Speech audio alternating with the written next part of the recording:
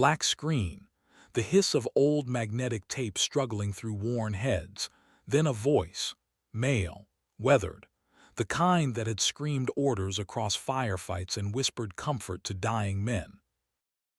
"Winter, if you're hearing this, I've been dead 2 years." Static crackled like distant gunfire. "And they're coming for you next." Staff Sergeant Audrey Matlin's eyes snapped open in the darkness of her barracks room at Fort Talbot. The dream again. Always the same dream, but this time something was different. Her hand moved instinctively toward the nightstand drawer, fingers trembling in a way they never did when wrapped around a trigger. The cassette tape sat there like a grave marker, old-school technology in an age of encrypted digital everything. The handwritten label was faded but still legible under the weak glow of the security light filtering through her window. Brennan. Final instruction. Open only if. The sentence ended there. No period, no completion, just the if hanging in the air like smoke after a shot. She had opened it 3 hours ago, listened to it once, only once. Some things you only needed to hear one time for them to burn into your brain forever. The clock read 0400. 2 hours until formation. 2 hours until Chief Warrant Officer Ellis Blackwood would stand before the advanced instructor candidates and separate the shepherds from the sheep. 2 hours until Audrey would have to pretend she was just another soldier trying to earn the right to teach other soldiers how to kill from a distance. She sat up. The room was regulation sparse. Footlocker, rack, desk. A single photograph face down on the corner of the desk. She never looked at it, didn't need to. The faces were burned into memory deeper than any photograph could capture. 6 people in desert camouflage, young, confident, untouched by the knowledge of what was coming. Only one of them had walked out of Sierra Leone alive. Audrey moved to the small sink and splashed cold water on her face. The mirror showed what it always showed. 33 years old but eyes decades older. 5'6", 130 pounds soaking wet. Brown hair pulled back in a regulation bun tight enough to give most people a headache. The kind of woman who could walk through a room full of infantry and disappear into the wallpaper. That was the point. She had learned early that being overlooked was the first step to being underestimated. And being underestimated meant people made mistakes. Mistakes created opportunities. Opportunities were how you stayed alive when everyone who mattered wanted you dead.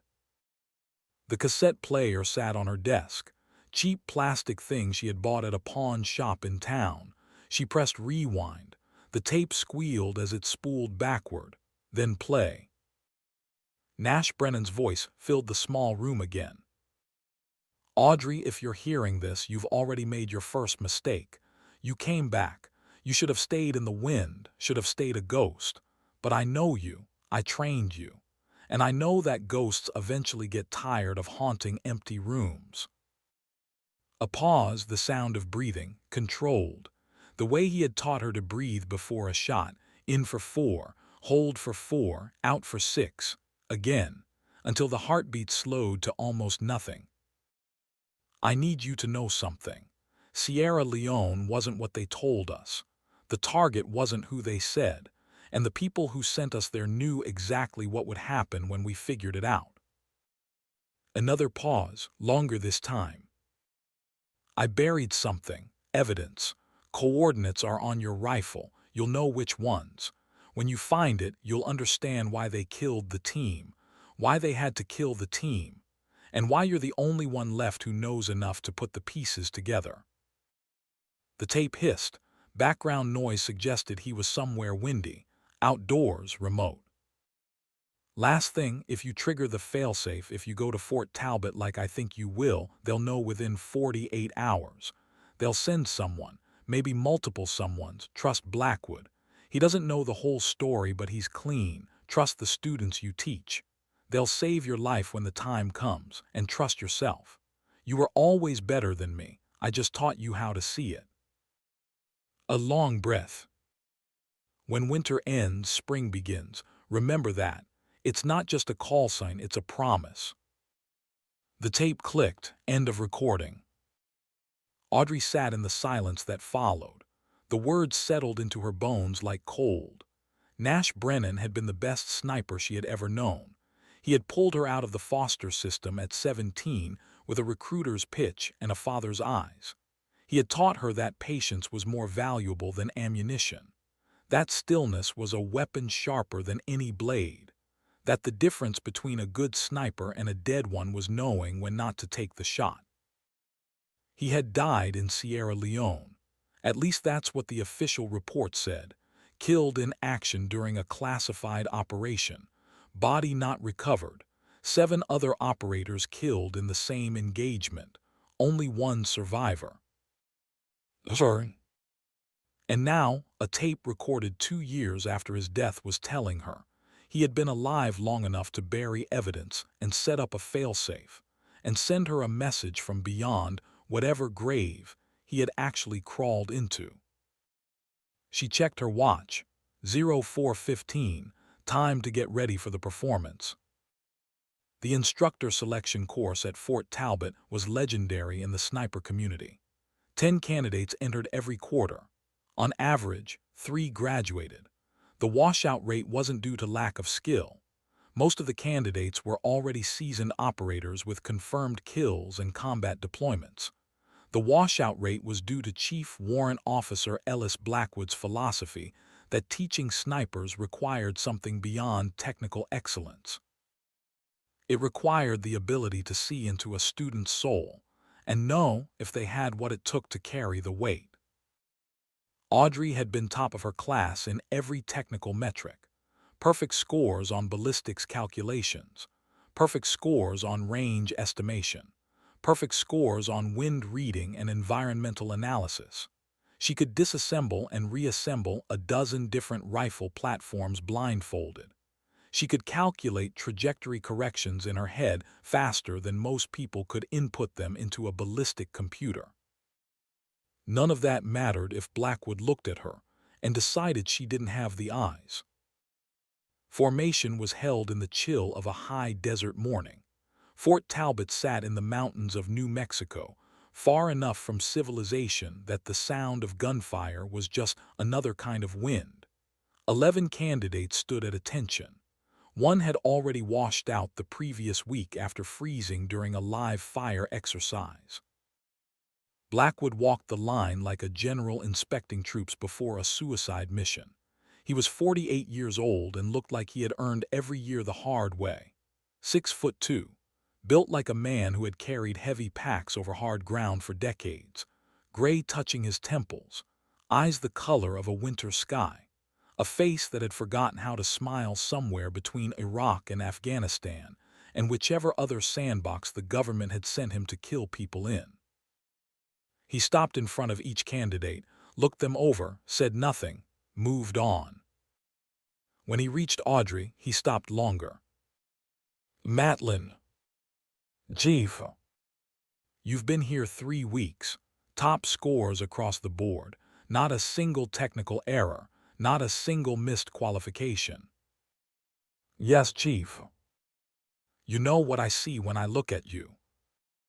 She kept her eyes forward, regulation unblinking. No, Chief. I see someone hiding. The words landed like a shot between the ribs, quiet, precise, devastating. I see someone who is technically perfect because they've learned that perfection is a form of camouflage. Someone who never makes mistakes because mistakes draw attention. Someone who has spent so long trying to be invisible that they've forgotten how to be seen. He leaned closer, close enough that she could smell the coffee on his breath. A sniper instructor needs to be seen, Matlin. Needs to stand in front of a classroom and project authority. Needs to look a young soldier in the eye and make them believe that following your teaching will keep them alive. Can you do that? She met his eyes for the first time, held them, let him see whatever he was looking for. I can teach them to stay alive, Chief. Whether they believe me or not is their choice. Blackwood's expression didn't change. He straightened, moved on to the next candidate. The morning was spent in a classroom that smelled like gun oil and old coffee. Blackwood lectured on the psychology of long-range shooting, how fear affected breathing, how anger affected trigger control, how doubt could make a perfect shot miss by inches. "The weapon doesn't kill the target," he said, pacing at the front of the room like a professor delivering a sermon. "The mind does. The rifle is just the tool the mind uses to extend its will across distance. A perfect rifle in the hands of a compromised mind is worthless. An imperfect rifle in the hands of a calm mind can change the course of a battle." He stopped pacing, looked directly at Audrey. "Matlin, what's the most important factor in making a successful shot at 1,500 meters?" The question was a trap. Everyone in the room knew it.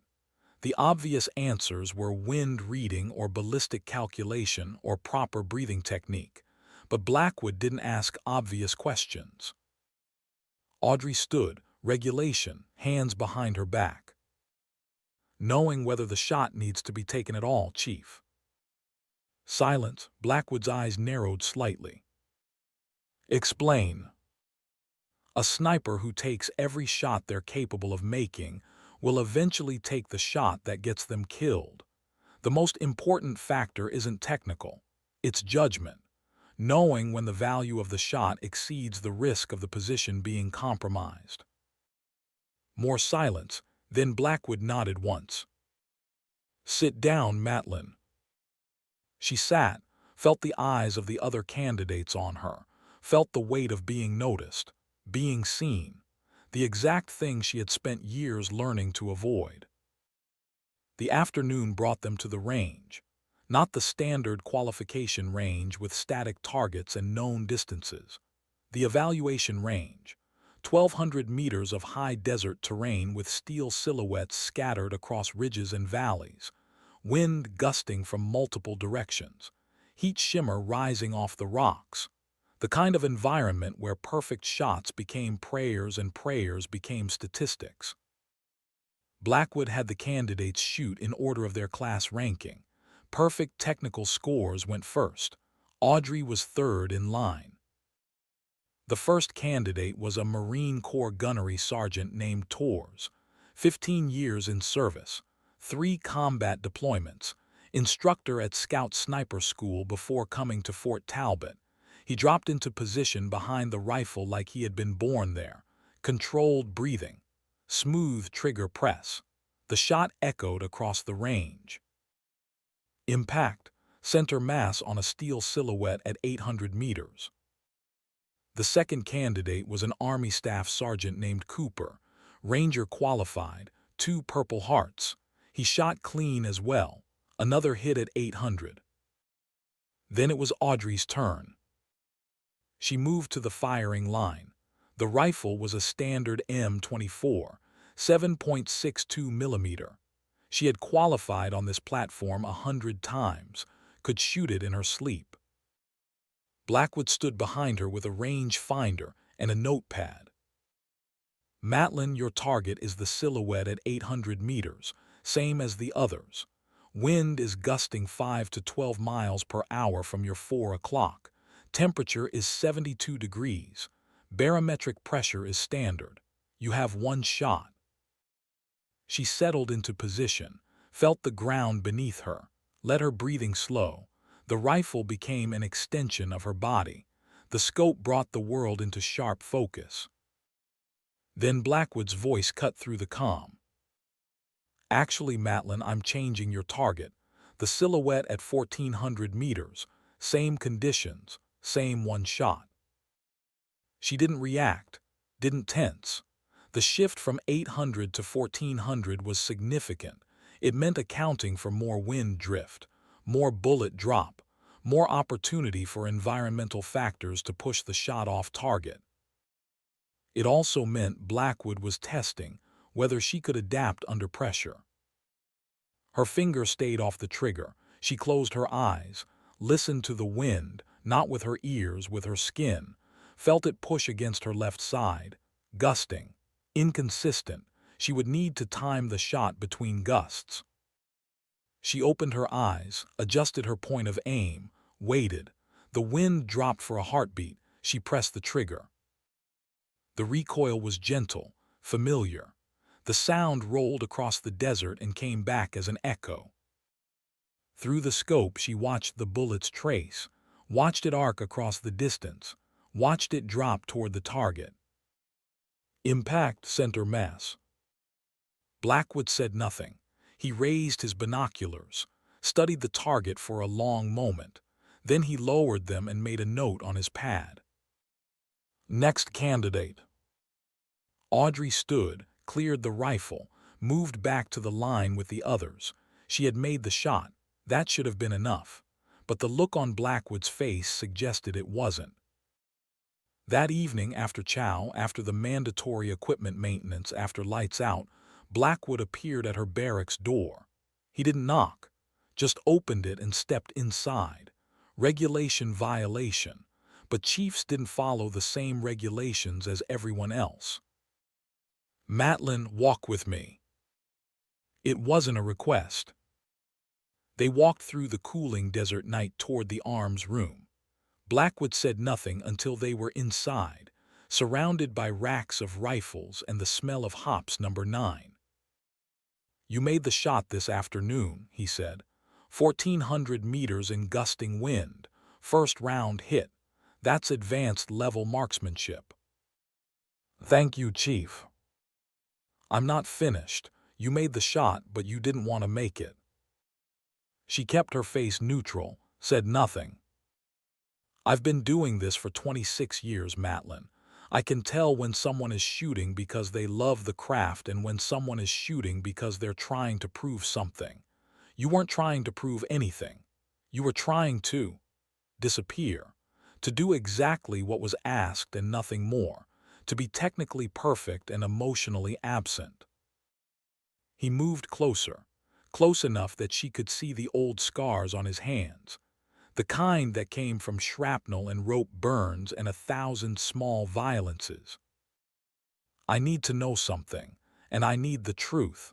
Are you here because you want to teach, or are you here because you're hiding from something? The question hung in the air between them like a challenge. Audrey could lie. She was good at lying, had been doing it professionally for years. But something in Blackwood's eyes suggested that lying would be the wrong move. Both, Chief. He nodded slowly, like that was the answer he had expected. Fort Talbot is a lot of things, Matlin, but it's not a good place to hide. Too many eyes, too many records, too many people asking questions about why a staff sergeant with your level of clearance and your service record would suddenly show up requesting instructor training. He paused. I made some calls this afternoon, tried to pull your full file. You know what I found? No, Chief. Nothing. Your basic service record is there, your qualifications, your schools, but everything else is redacted. Black boxes and classification stamps. The kind of file that belongs to someone who does work the government doesn't want to talk about. He reached past her and pulled a rifle case from one of the racks, set it on the workbench, opened it. Inside was her personal weapon, the Remington 700 she had brought with her to Fort Talbot, custom-built, hand-loaded ammunition, the rifle she had carried through more missions than she could count. I also took the liberty of inspecting your personal weapon during the range session. Hope you don't mind. He did mind. She could see it in the tension of his jaw, the way his hands moved carefully around the rifle like it might explode. I found some interesting modifications: custom trigger, match-grade barrel, hand-fitted stock, the kind of work that costs $5,000 at a minimum, the kind of work that suggests this rifle isn't just a hobby. He lifted the rifle from the case, turned it slowly under the fluorescent lights. The metal gleamed, but there were marks, scratches, wear patterns that came from hard use in harsh environments. And then I found these. He angled the rifle so she could see the area just forward of the trigger guard. In the dim light, barely visible, were a series of numbers and letters, coordinates, carved into the metal with something sharp and precise. Tiny. You would miss them if you didn't know to look. 23 sets of coordinates, 23 missions, 23 targets that had stopped breathing because Audrey Matlin had looked through this scope and made a decision. Blackwood's finger traced along the engravings, stopped at one near the action. The numbers were partially scratched out, deliberately obscured, but you could still make out fragments. 8 degrees, 11 west, op, Tianwen, RZ. Winter's End, Blackwood said quietly. That's a call sign, a classified one. I know because I tried to search for it in the system and got a security warning that bounced my query back to JSOC headquarters. He set the rifle down, looked at her with an expression she couldn't quite read. Not anger, not fear, something closer to recognition. So I'll ask you again, Matlin, what are you hiding from? She could feel her heart rate elevating, could feel the old training kicking in. Assess, adapt, survive. Blackwood wasn't hostile, but he was dangerous in a different way. He was competent. He was asking the right questions, and he wouldn't stop until he got answers that satisfied him. I can't tell you that, Chief. Can't or won't? Both. He nodded, picked up the rifle again, turned it over like he was examining evidence at a crime scene. Here's what I know. Winter's End was a Sierra Leone operation. 2018. Small unit, highly classified. I know because I was training a class when the casualty reports came through encrypted channels. 7 killed in action. 1 survivor. No additional details. File sealed under executive order. His eyes met hers. I also know that Sierra Leone operation was commanded by a Captain Nash Brennan, Navy SEAL, one of the best snipers the team's ever produced. He was on the casualty list, killed in action, body not recovered. He was laying out the pieces, seeing how she would react. She gave him nothing. And now a staff sergeant shows up at Fort Talbot with a rifle that has Operation Winter's End partially carved into it. A staff sergeant whose file is redacted to hell and back. A staff sergeant who shoots like someone who has been doing it professionally in places the government doesn't acknowledge. He set the rifle down gently, like it was sacred. You were the survivor, weren't you? She held his gaze, said nothing. Confirmation wasn't necessary, he already knew. Blackwood pulled out his phone, military encrypted, thumbed through to a contact list, found a number, pressed dial, put it on speaker. 3 rings, then a woman's voice, professional, clipped. Drummond. Colonel, this is Chief Blackwood at Fort Talbot. I have a situation that requires immediate JSOC attention. A pause on the other end, the sound of a door closing, background noise cutting off. Go ahead, Chief. I have a student in my instructor course, Staff Sergeant Audrey Matlin. Her file is classified above my pay grade. I need to know if there's any reason I should be concerned about her presence here. Another pause, longer this time. Audrey could hear typing, rapid, someone pulling files. Chief Blackwood, I need you to do something for me.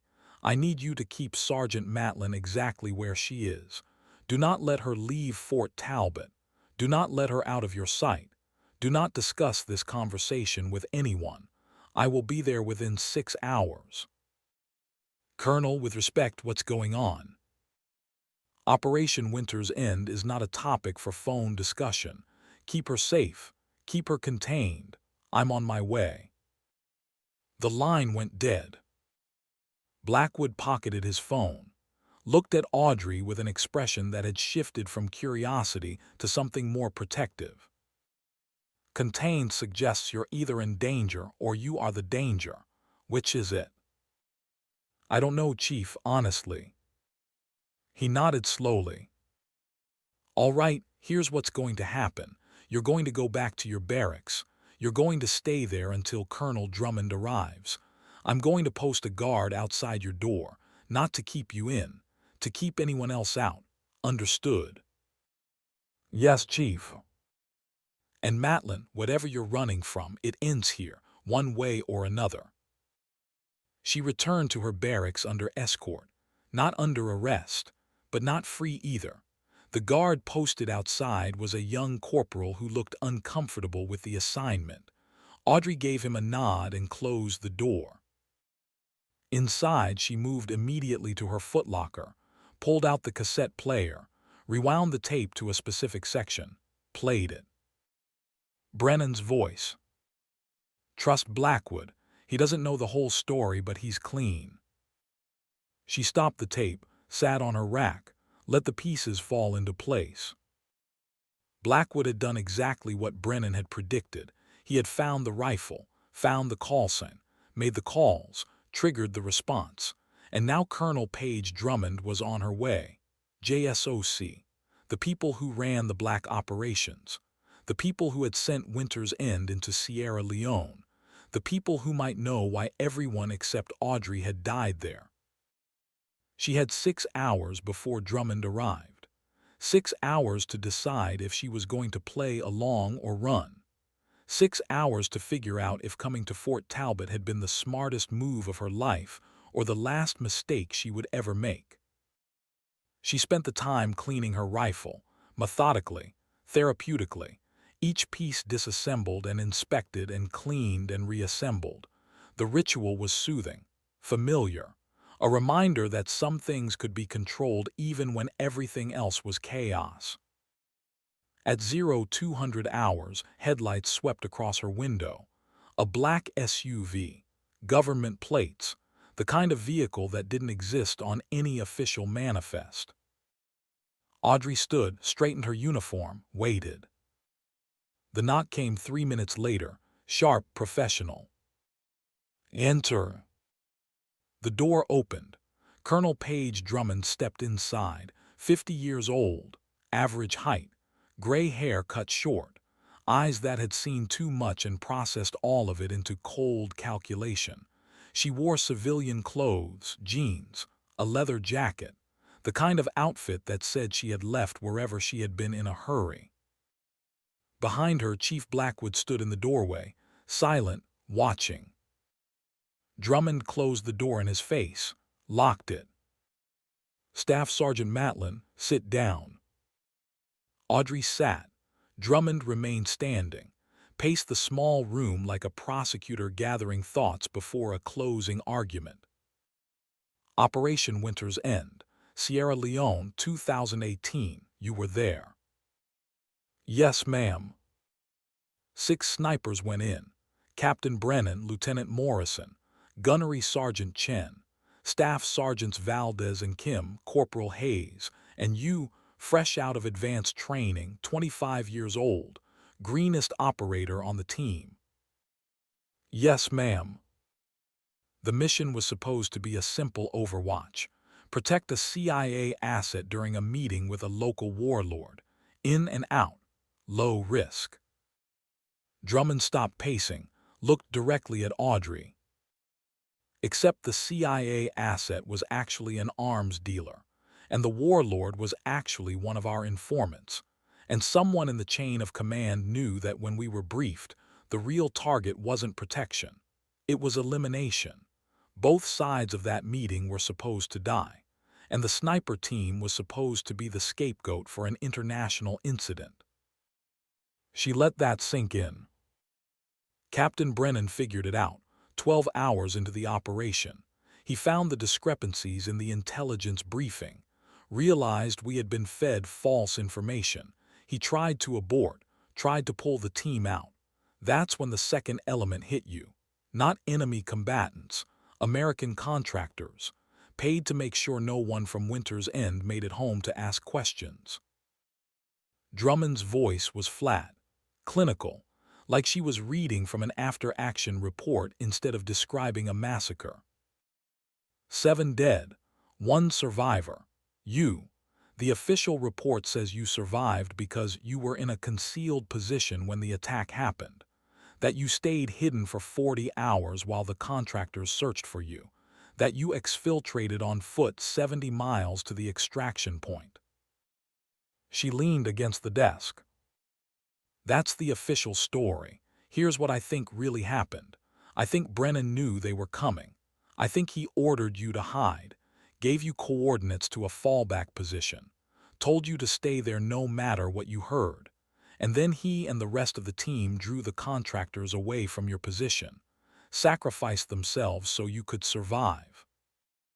Audrey felt something crack inside her chest. The carefully maintained wall she had built around Sierra Leone, the one that kept the memories locked away where they couldn't touch her during daylight hours. That's not a question, ma'am. No, it's not. Here's the question. Why did you come to Fort Talbot? I requested instructor training.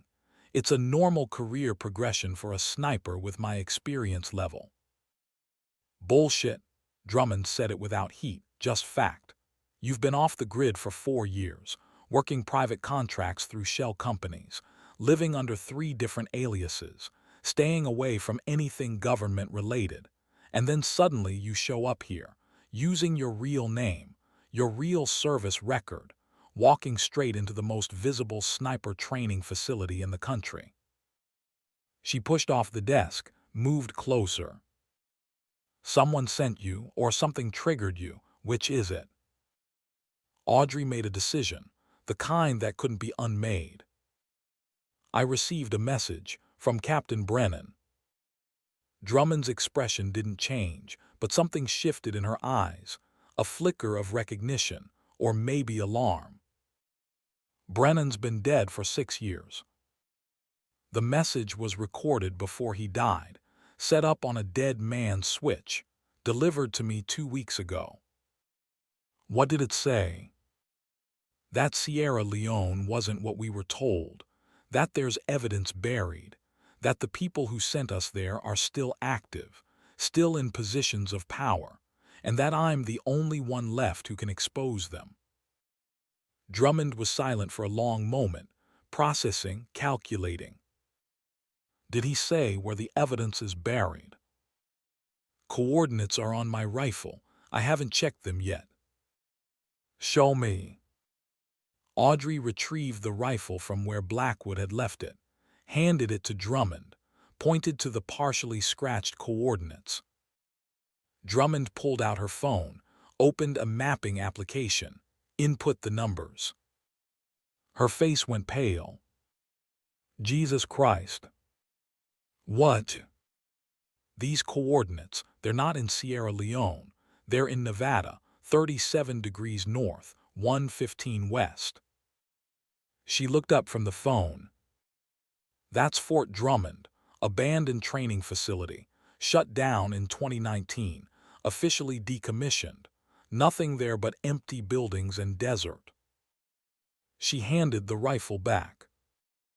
Matlin, I need you to understand something.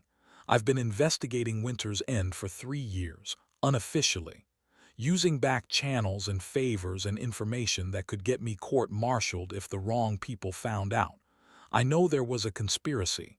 I know someone high up ordered that hit, but I don't know who, and I don't have proof. She sat down on the edge of the desk, the professional veneer cracking slightly. If Brennan really did bury evidence at Fort Drummond, it could be the break I've been looking for, but it could also be a trap. The people behind Sierra Leone are still out there, still protecting their secrets. If they know you're alive and looking for answers, they'll come for you. Let them come. Drummond almost smiled at that, almost. Here's what I'm going to do. I'm going to keep you here at Fort Talbot, under my protection. I'm going to elevate your status from student to instructor, give you a class to teach, make you visible, make you valuable, Because the one thing these people can't do is make an instructor at Fort Talbot disappear without raising questions. She stood. And while you're teaching, I'm going to quietly arrange a training exercise at Fort Drummond.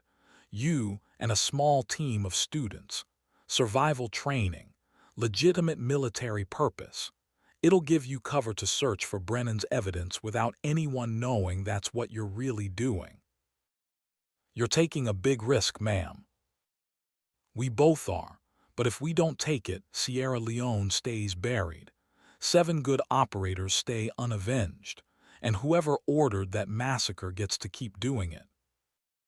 Drummond moved to the door, unlocked it, paused. One more thing. The students you'll be teaching, pick them carefully. You're going to need people you can trust when this goes sideways, and it will go sideways. She opened the door. Blackwood was still standing there, waiting. Chief, effective immediately, Staff Sergeant Matlin is no longer a student. She's an instructor. Advanced Fieldcraft. 4 students.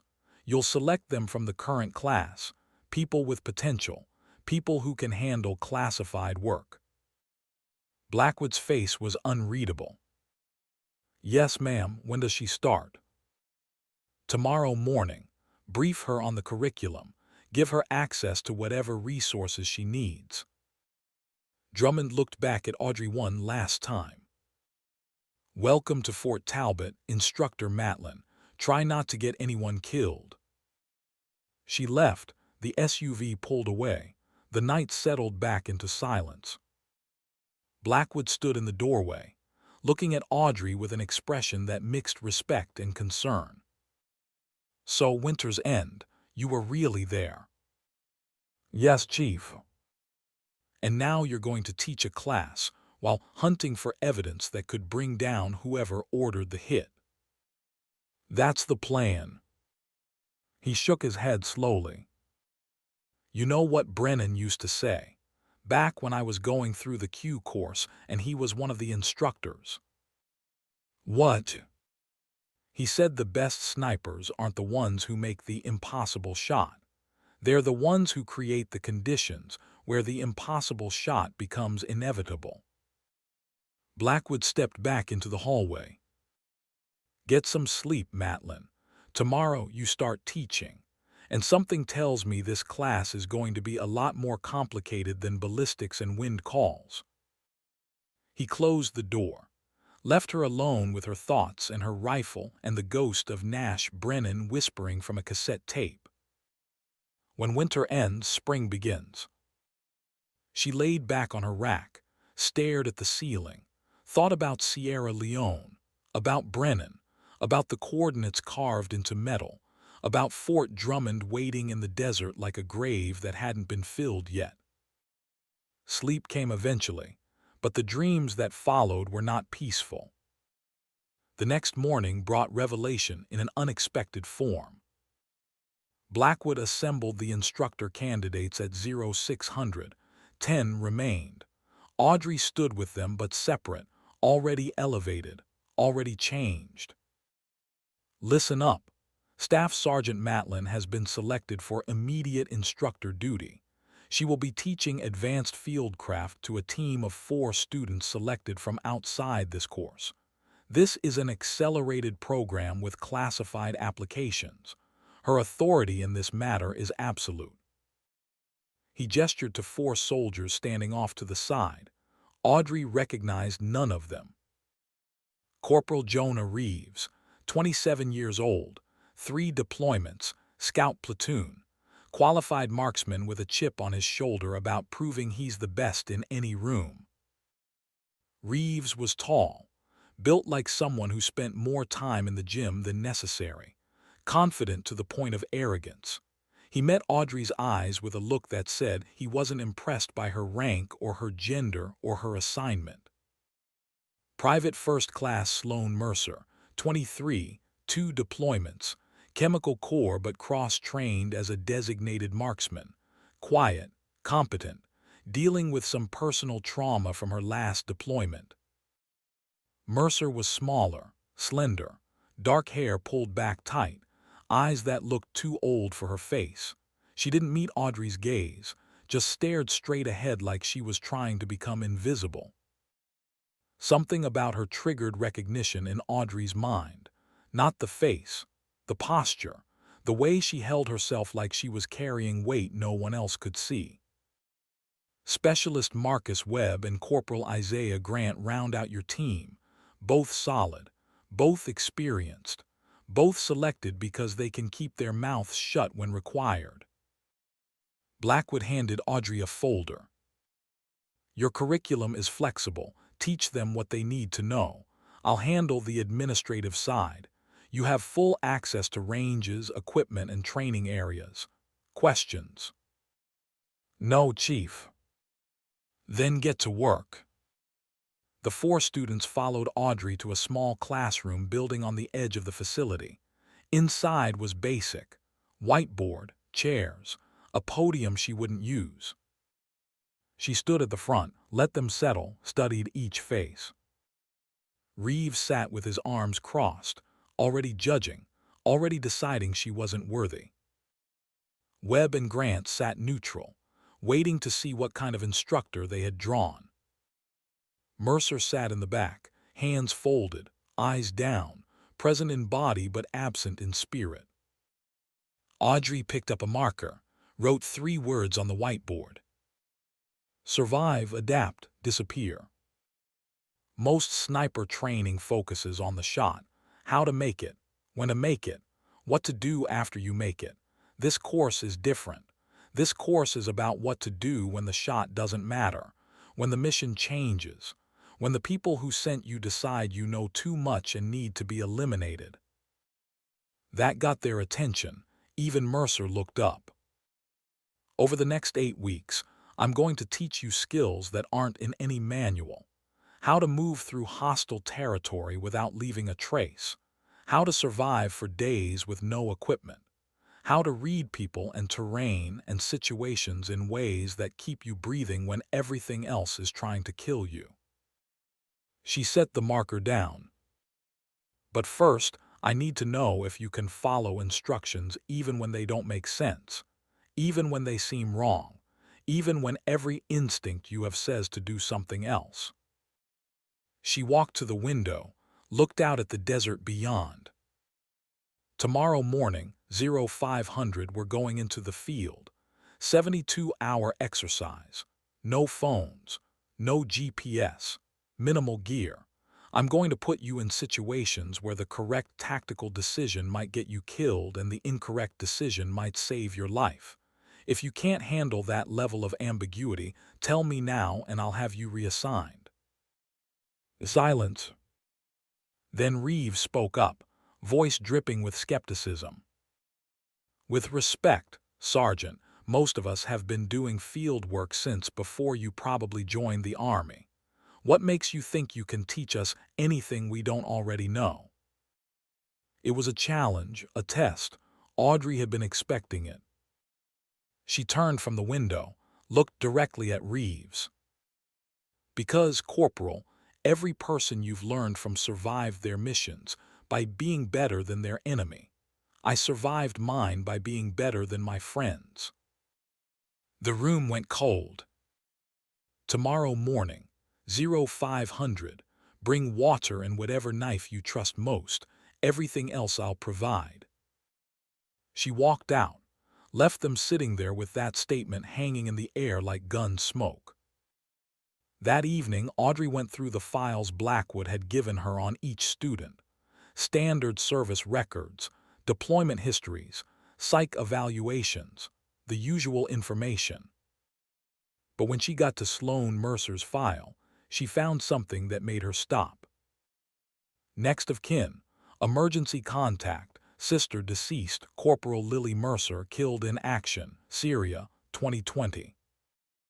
Audrey opened her laptop, logged into the classified database using credentials she wasn't supposed to still have, searched for Lily Mercer.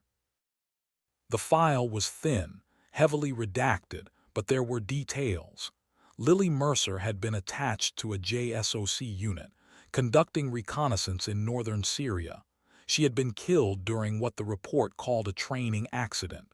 Friendly fire. Investigated and closed. But there was a detail buried in the incident report that made Audrey's blood run cold. Cause of death: single gunshot wound. Headshot. Range estimated at 1,600 meters. Weapon type consistent with 7.62 millimeter match-grade ammunition. The exact signature of a military sniper. Audrey Cross referenced the date, May 14, 2020. She pulled up her own movements from that time period. She had been stateside, hadn't deployed since Sierra Leone. But she knew people who had been in Syria then. People who worked the same kind of operations Winter's End had worked. Black, classified. The kind where friendly fire could be a euphemism for targeted elimination.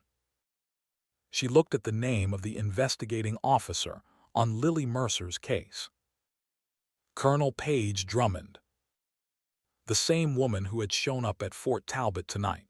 The same woman who claimed to be investigating Winter's End. The same woman who was now Audrey's protector and handler. Audrey sat back, let the implications wash over her. Sloan Mercer's sister had been killed by a sniper in an operation overseen by Drummond, the same Drummond who was now running interference for Audrey, the same Drummond who had the authority to classify and bury investigations. Was it coincidence that Sloan had been assigned to Audrey's class, or was it something else? A test, a trap, a way to keep Audrey close while dangling the sister of another victim in front of her. She closed the laptop, made a decision. Tomorrow, in the field, she would pull Sloan aside, ask the questions that needed asking, see if the trauma in those young eyes came from losing a sister or from suspecting the sister's death wasn't what the reports claimed. Because if Brennan had taught her anything, it was that the truth usually hid in the places people were too afraid to look. The night passed slowly. Audrey didn't sleep well, kept hearing Brennan's voice from the tape, kept seeing Blackwood's face when he found the rifle, kept thinking about Drummond's expression when she saw the coordinates. At 04:30 she gave up on sleep, dressed, gathered her gear, walked through the pre-dawn darkness to the supply building and loaded a truck with the equipment her students would need. At 0500 precisely, 4 soldiers appeared at the designated meeting point. Reeves looked alert, ready, still carrying that arrogance like body armor. Webb and Grant looked professional, solid. Mercer looked like she hadn't slept either. Audrey handed each of them a small pack. Inside was a compass, a map with no markings, a knife, and 2 liters of water. We're heading into the Talbot Range, 20 miles of mountain and desert. Your mission is to reach a specific coordinate I'll give you once we're an hour out. You have 72 hours. No resupply, no extraction unless you're injured, no communication with anyone except your team and me. She shouldered her own pack. Rules are simple: stay together, stay alive.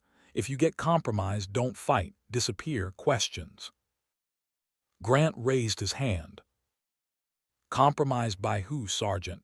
This is a training facility. There's no enemy force. Audrey smiled. It wasn't a warm expression. That's what they told us in Sierra Leone, too. She turned and started walking into the desert. Behind her, she heard the 4 students exchange glances. Then, after a moment's hesitation, they followed. The sun was just starting to paint the eastern sky when they crossed the first ridgeline. Audrey set a pace that was fast enough to be challenging but sustainable. She wanted them tired, wanted their guards down, wanted to see who they really were when the veneer of professionalism wore thin. 2 hours in, Reeves made his first mistake. He took point without asking, started navigating based on his own assessment of the terrain, confident that his way was better than following. Audrey led him for 30 minutes. Let him lead them in a wide circle that added 2 miles to their route. Then she called a halt. "Reeves, why did you take us east instead of north?" He pulled out his map, studied it, realized his error. "The eastern route looked like better terrain, Sergeant." "Better for what?" "Speed, avoiding obstacles." And if the mission isn't about speed, if it's about not being seen, if every minute you spend in better terrain is a minute you spend exposed to observation from higher ground. She pointed to a ridgeline they had passed, showed him the sight lines. "You chose the route that felt right. I would have chosen the route that kept us alive. There's a difference." Reeves's jaw tightened, but he nodded. They continued north. At hour 4, Audrey called another halt, gathered them in a small canyon that offered shade and concealment. "Water break 10 minutes." While the others drank, Audrey moved to where Mercer sat slightly apart from the group. The young woman was staring at nothing, lost in whatever dark place trauma victims go when the present becomes too heavy. "Mercer, walk with me." They moved a short distance away, out of earshot but still visible to the others.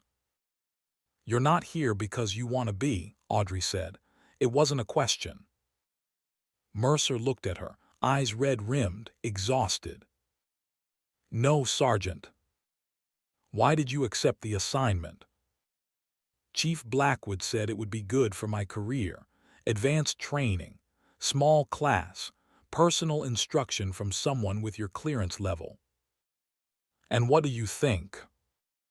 Mercer was quiet for a long moment. "I think you're not really here to teach us fieldcraft.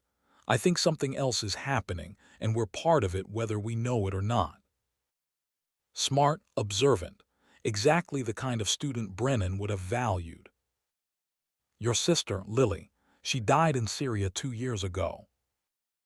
Mercer went rigid. Her hand moved instinctively toward her knife. "How do you know about my sister?" "I read your file. I'm sorry for your loss."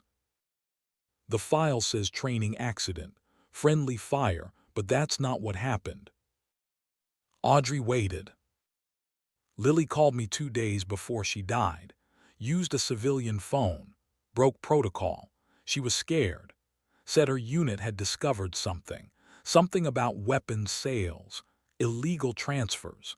She said if anything happened to her, I should ask why a colonel was personally overseeing a chemical weapons inspection in a war zone." Mercer's voice cracked. "Next day I got the notification. Killed in action. Training accident. Case closed. I requested the full report. Got told it was classified. I pushed. Got told to drop it or face disciplinary action." She looked directly at Audrey. "So when Chief Blackwood said I was being assigned to your class, I did some research. Found out about Operation Winter's End.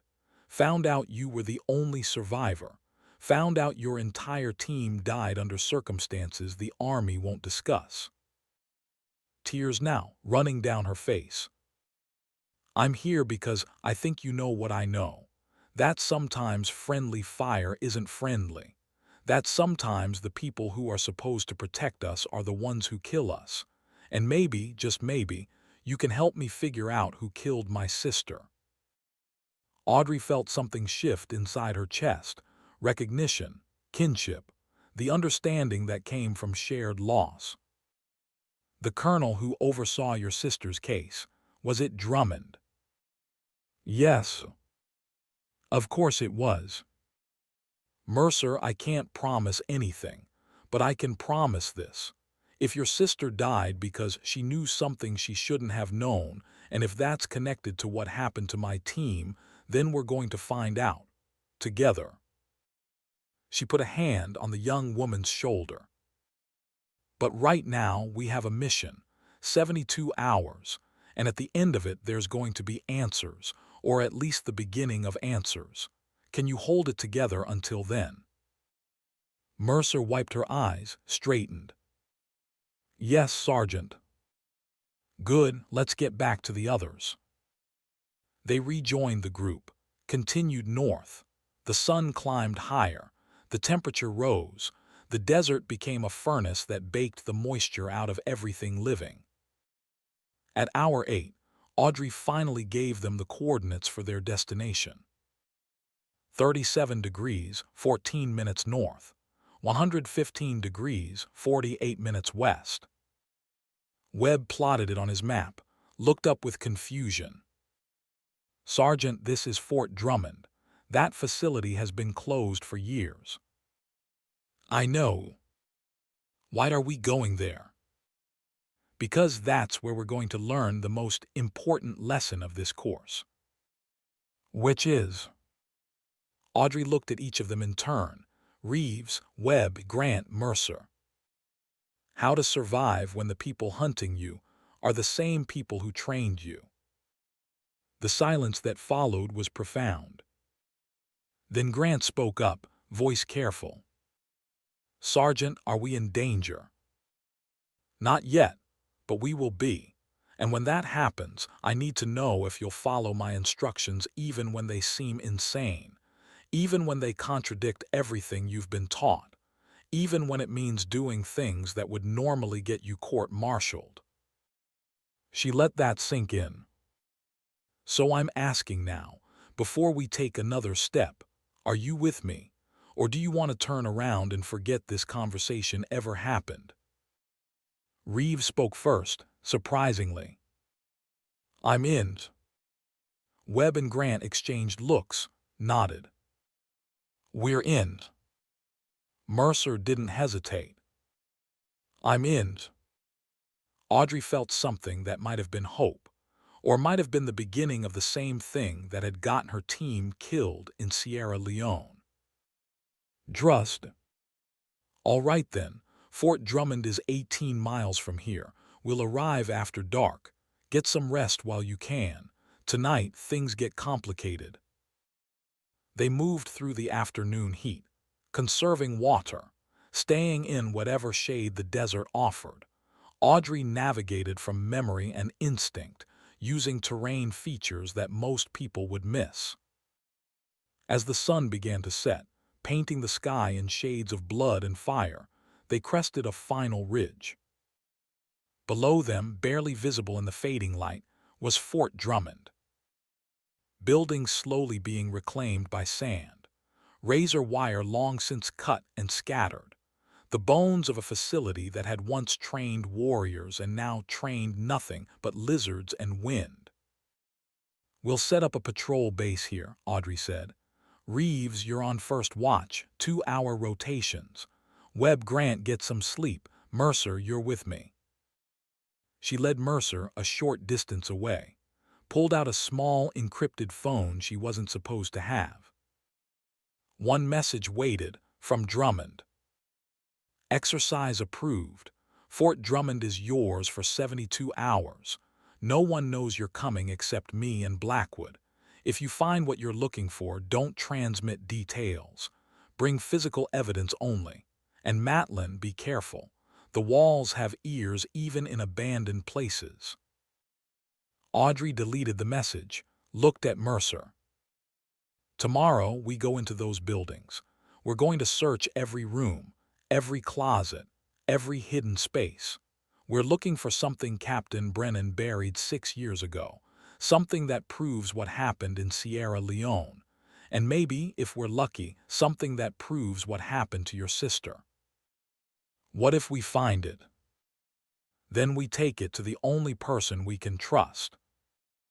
Who? Audrey thought about that. Drummond had helped, but Drummond had also investigated Lily Mercer's death and closed the case. Blackwood had protected her, but Blackwood was still in the chain of command. I don't know yet, she admitted, but we'll figure it out. They returned to the patrol base. The night settled in cold and absolute. Stars appeared in numbers that city dwellers never saw, the kind of sky that made you feel small and insignificant and reminded you that human problems were just noise in a universe that didn't care. Audrey took the last watch, 0300 to 0500, the darkest hours, the hours when the dead felt closest. She sat on a rock overlooking Fort Drummond, thought about Brennan, about the coordinates carved into her rifle, about the message on the tape. When winter ends, spring begins. She understood now. It wasn't just a call sign, it was a promise. That death didn't have to be the end, that from the frozen ground of loss something new could grow. If you were willing to dig deep enough to plant the seeds. At 0445 a sound, faint, wrong. Audrey's hand moved to her rifle, scanned the darkness below. There, movement between the buildings, a shadow that moved with purpose. She pulled out night vision, scanned. 3 figures, tactical gear, moving in formation, professional, deliberate. They shouldn't be here. Fort Drummond was abandoned. Drummond had said no one knew about the exercise. But someone knew. Someone was already here. Audrey woke the others silently. Hand signals, combat spacing. Reeves moved beside her, whispered. "Who are they?" "I don't know, but they're not friendly." "How do you know?" "Because if they were friendly, they would have announced themselves. Friendlies don't move through abandoned facilities in the middle of the night without making contact first." She watched the 3 figures enter the main building, the same building where Brennan's coordinates pointed. Change of plans. We don't wait for morning, we go now. Stay low, stay quiet. If they engage, we scatter. Understood. 4 nods. 4 soldiers who had just realized that their training exercise had become something else. Something real. Something dangerous. Audrey led them down the ridge, into Fort Drummond, into whatever waited in those dark buildings. And somewhere in the vault of memory, Nash Brennan's voice whispered, "When winter ends, spring begins. But first, you have to survive the thaw." The descent into Fort Drummond felt like entering a tomb. Each footfall on loose gravel sounded too loud in the pre-dawn silence. The buildings loomed ahead, darker patches against the darkness of the desert night. Audrey moved point, rifle up, night vision painting the world in shades of green phosphor. Behind her, 4 students who had signed up for training and gotten war instead. The 3 hostile figures had disappeared into the main administration building, the same building where Brennan's coordinates pointed. That wasn't coincidence. Someone else knew about the evidence. Someone else was here to find it first. Or destroy it. Audrey halted the team 50 meters from the perimeter. Hand signal. Gather close. They formed a tight circle, faces barely visible in the starlight. "Webb, Grant, you take overwatch on that ridge." She pointed to high ground with clear sight lines. "Anyone comes in or out of that building who isn't us, you mark them. Don't engage unless they engage first." The 2 soldiers nodded, melted into the darkness, professional, efficient. That left Reeves and Mercer. "We're going in through the maintenance tunnels on the east side. Intel from 6 years ago said this facility had an underground network connecting all major buildings. If it's still intact, we can move without being seen." Reeves shifted his weight, skeptical. "Sergeant, if those tunnels are on old base plans, the hostiles probably know about them too." "They might, but they're moving like a clearance team, room to room, methodical. That means they expect resistance or they're searching thoroughly. Either way, they're focused on the surface level. We go below, we stay invisible." Mercer spoke up, voice quiet but steady. "And if we run into them underground?" Audrey looked at her, saw the fear there, but also the determination. This young woman who had lost a sister and was owed answers. "Then we do what snipers do best. We disappear before they know we were ever there." They moved east, staying low, using the rubble and dead vehicles for cover. Fort Drummond had been abandoned in a hurry back in 2019. Budget cuts, the official story said. But looking at it now, Audrey suspected a different truth.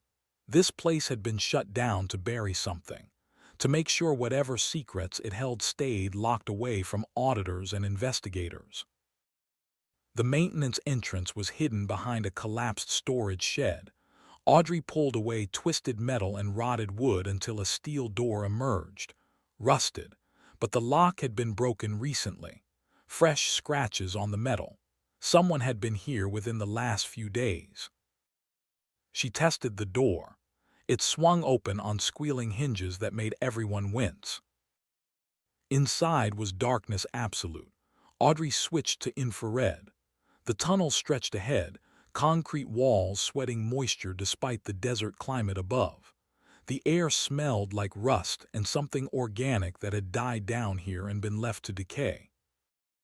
They descended, single file, Audrey first, then Mercer, then Reeves bringing up the rear. The tunnel split at a junction, left toward the administration building, right toward the old armory, straight ahead into sections marked with faded warnings about unauthorized access. Audrey chose left. 20 meters in, she halted, raised a fist. Everyone froze. Footprints in the dust, fresh, combat boots, size 11 or 12, recent enough that the disturbed particles hadn't settled yet. Someone had come through here within the last hour. She knelt, studied the pattern. The prints led deeper into the tunnel toward the administration building. But there was something odd. The stride length was wrong, too short for a man that size, like they had been moving carefully, cautiously, or like they had been carrying something heavy. Audrey stood, keyed her radio, whispered. Webb Grant status. Static, then Webb's voice, barely audible. In position, no movement from the building. Wait, we've got thermal signatures, 3 contacts. Ground floor, northwest corner, they're stationary, been there for 5 minutes. Stationary meant they had found what they were looking for, or they were setting up an ambush. Copy, we're proceeding to basement level. If shooting starts, collapse back to Rally Point Alpha. Do not engage unless you have no choice. Understood. Audrey cut the connection, looked back at Reeves and Mercer. When we get inside, we split up. Reeves, you clear the east corridors. Mercer, you're with me on the west. We're looking for anything that doesn't belong, hidden compartments, recently disturbed areas. Brennan was special operations. If he buried evidence here, it'll be somewhere most people wouldn't think to look. Reeves nodded, but there was something in his expression, a tightness around the eyes, stress maybe, or something else. They continued forward. The tunnel opened into a basement level that had once been used for storage. Rows of empty shelves, overturned boxes, a few old filing cabinets with drawers hanging open like mouths frozen mid-scream. Above them, floorboards creaked. The 3 hostiles were moving again. Audrey pointed. Reeves peeled off toward the east corridor. She and Mercer went west. The corridor was narrow, claustrophobic, lined with doors that led to rooms too small and dark to have any legitimate purpose. Interrogation rooms, maybe, or holding cells. The kind of spaces that existed in facilities that did work the government didn't acknowledge. Audrey tried each door. Locked, locked, locked. The 4th door was different. The lock had been forced. Recently, the door stood slightly ajar. She pushed it open slowly. Inside was a small room, 8 feet by 8 feet. Concrete floor, concrete walls, a single drain in the center, and along one wall, barely visible in the infrared, were marks, scratches, letters carved into the concrete with something metal and desperate. Names: Morrison, Chen, Valdez, Kim, Hayes. Her team, the winter's end operators who had died in Sierra Leone. And below their names, a message, fresh, carved within the last few hours based on the lighter color of the exposed concrete. She knows you're here. Audrey's blood went cold. She, not they, singular, someone who knew Audrey was coming, someone who had left a message specifically for her. Mercer stepped into the room, saw the names, saw the message. Sergeant, what is this? A warning or a trap, possibly both. Above them the footsteps stopped, then started again, faster now, purposeful, moving toward the basement access. Audrey keyed her radio. Reeves status. Nothing. Reeves respond. Static. Webb, can you see Reeves' position? Negative. He went into the building 5 minutes ago. No visual since then. 5 minutes. In a hostile environment, 5 minutes of no contact was an eternity. Audrey made a decision. Mercer, we need to find Reeves and get out. Something's wrong. They moved back into the corridor, toward the east section where Reeves had gone. The basement was a maze of passages that turned back on themselves. Audrey navigated by memory and instinct, reconstructing the layout from old briefing documents she had studied before coming here. They found Reeves in a room at the far end of the east corridor. He was alive, standing, facing away from them, looking at something on the wall. Reeves were leaving now. He didn't turn around, didn't respond, just stood there like a statue. Audrey moved closer, saw what he was looking at. A photograph pinned to the wall with a knife. Recent print, high quality. It showed a house, suburban, American, a woman and 2 children in the front yard, smiling, safe. Below the photo, written in marker, were 2 words. Your choice. Reeves turned slowly. His face was pale, eyes wide with the kind of fear that came from having your entire world weaponized against you. Sergeant, I'm sorry. He raised his sidearm, pointed it at Audrey. Time slowed. Audrey's mind processed options faster than conscious thought could track. Reeves was 7 feet away, too close to miss, too far to disarm before he could fire. Mercer was behind her, wouldn't have a clear shot without going through Audrey. The math was simple. If Reeves wanted her dead, she would be dead.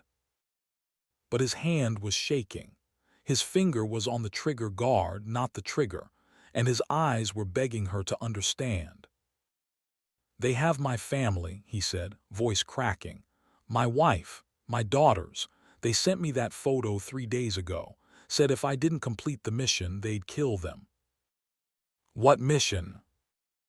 Get assigned to your class, gain your trust, and when you came to Fort Drummond looking for evidence, make sure you didn't leave alive. Audrey kept her voice calm, steady, the same tone she used to talk soldiers down from panic during firefights. Who sent you, Reeves?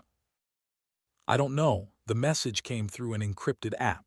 No name, no face, just instructions and that photo. When were you supposed to kill me? As soon as you found the evidence. They said I'd know when, that you'd lead me right to it. Above them, footsteps on the stairs, coming down fast. Audrey made a calculation. Reeves was compromised but not committed. He had been given an impossible choice and was drowning in it. That made him dangerous, but it also made him predictable. Reeves, listen to me.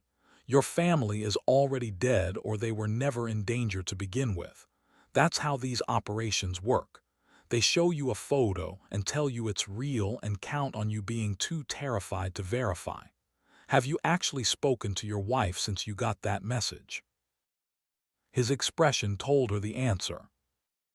Call her right now. Use my phone.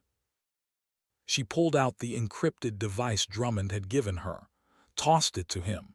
He caught it one-handed, gun still pointed at Audrey.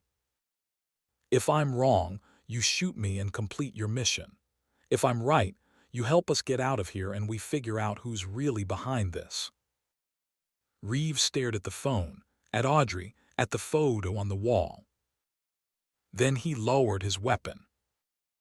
"I tried calling 2 days ago. She didn't answer. I told myself she was busy, that the kids had school, that everything was fine." "Call her again." He dialed, put it on speaker. The line connected, rang once, twice. Then a voice, female, sleepy, confused. "Hello, Jonah, do you know what time it is?" Reeves nearly collapsed. The relief was so intense it was almost physical. "Sarah, are you okay? Are the girls okay?" "We're fine, we're home. It's 4 in the morning, what's wrong?" "Nothing, I needed to hear your voice." "Jonah, you're scaring me." "I'm fine, go back to sleep. I love you." "I love you too." He ended the call, looked at Audrey with eyes that had just seen the strings holding him up get cut. "They lied." "Yes. I almost killed you." "But you didn't. Now give me the gun and help me figure out who's coming down those stairs." He handed over the sidearm. Audrey checked the chamber. Full magazine, one in the pipe, ready. The footsteps reached the bottom of the stairs, stopped. Then a voice echoed through the basement, male, amplified by the concrete. "Staff Sergeant Matlin, we know you're down here. We know you're looking for the evidence Captain Brennan buried, and we know you brought students with you." A pause. "Here's what's going to happen. You're going to come out, alone, unarmed, and we're going to have a conversation about what happens next. If you cooperate, the students go home. If you don't, we start shooting them one at a time until you change your mind." Audrey looked at Reeves and Mercer, saw the fear there, saw the question they didn't want to ask. "Are you going to trade yourself for us?" She had been in this position before. Sierra Leone. Brennan had made the same calculation, sacrificed himself and the rest of the team to keep Audrey alive, because she was the youngest, because she had potential, because someone needed to survive to tell the story. But this wasn't Sierra Leone, and she wasn't 25 anymore, and the students standing beside her weren't expendable variables in someone else's equation. She keyed her radio. "Webb Grant, 3 hostiles are in the basement with us. I need you to create a diversion, something loud, north side of the building, 30 seconds. "On it." She turned to Reeves and Mercer. "When you hear the noise, we run, not toward the exit, deeper into the facility. There's a section marked restricted access. That's where Brennan would have hidden the evidence, somewhere most people wouldn't be authorized to go." Mercer nodded. Reeves looked like he was still processing the fact that his family was safe, and he had almost committed murder for a lie. "Reeves, I need you functional. Can you do that?" He straightened, military discipline overriding emotional chaos. "Yes, Sergeant." "Good, because what comes next is going to get ugly." 30 seconds passed like held breath. Then an explosion rocked the building.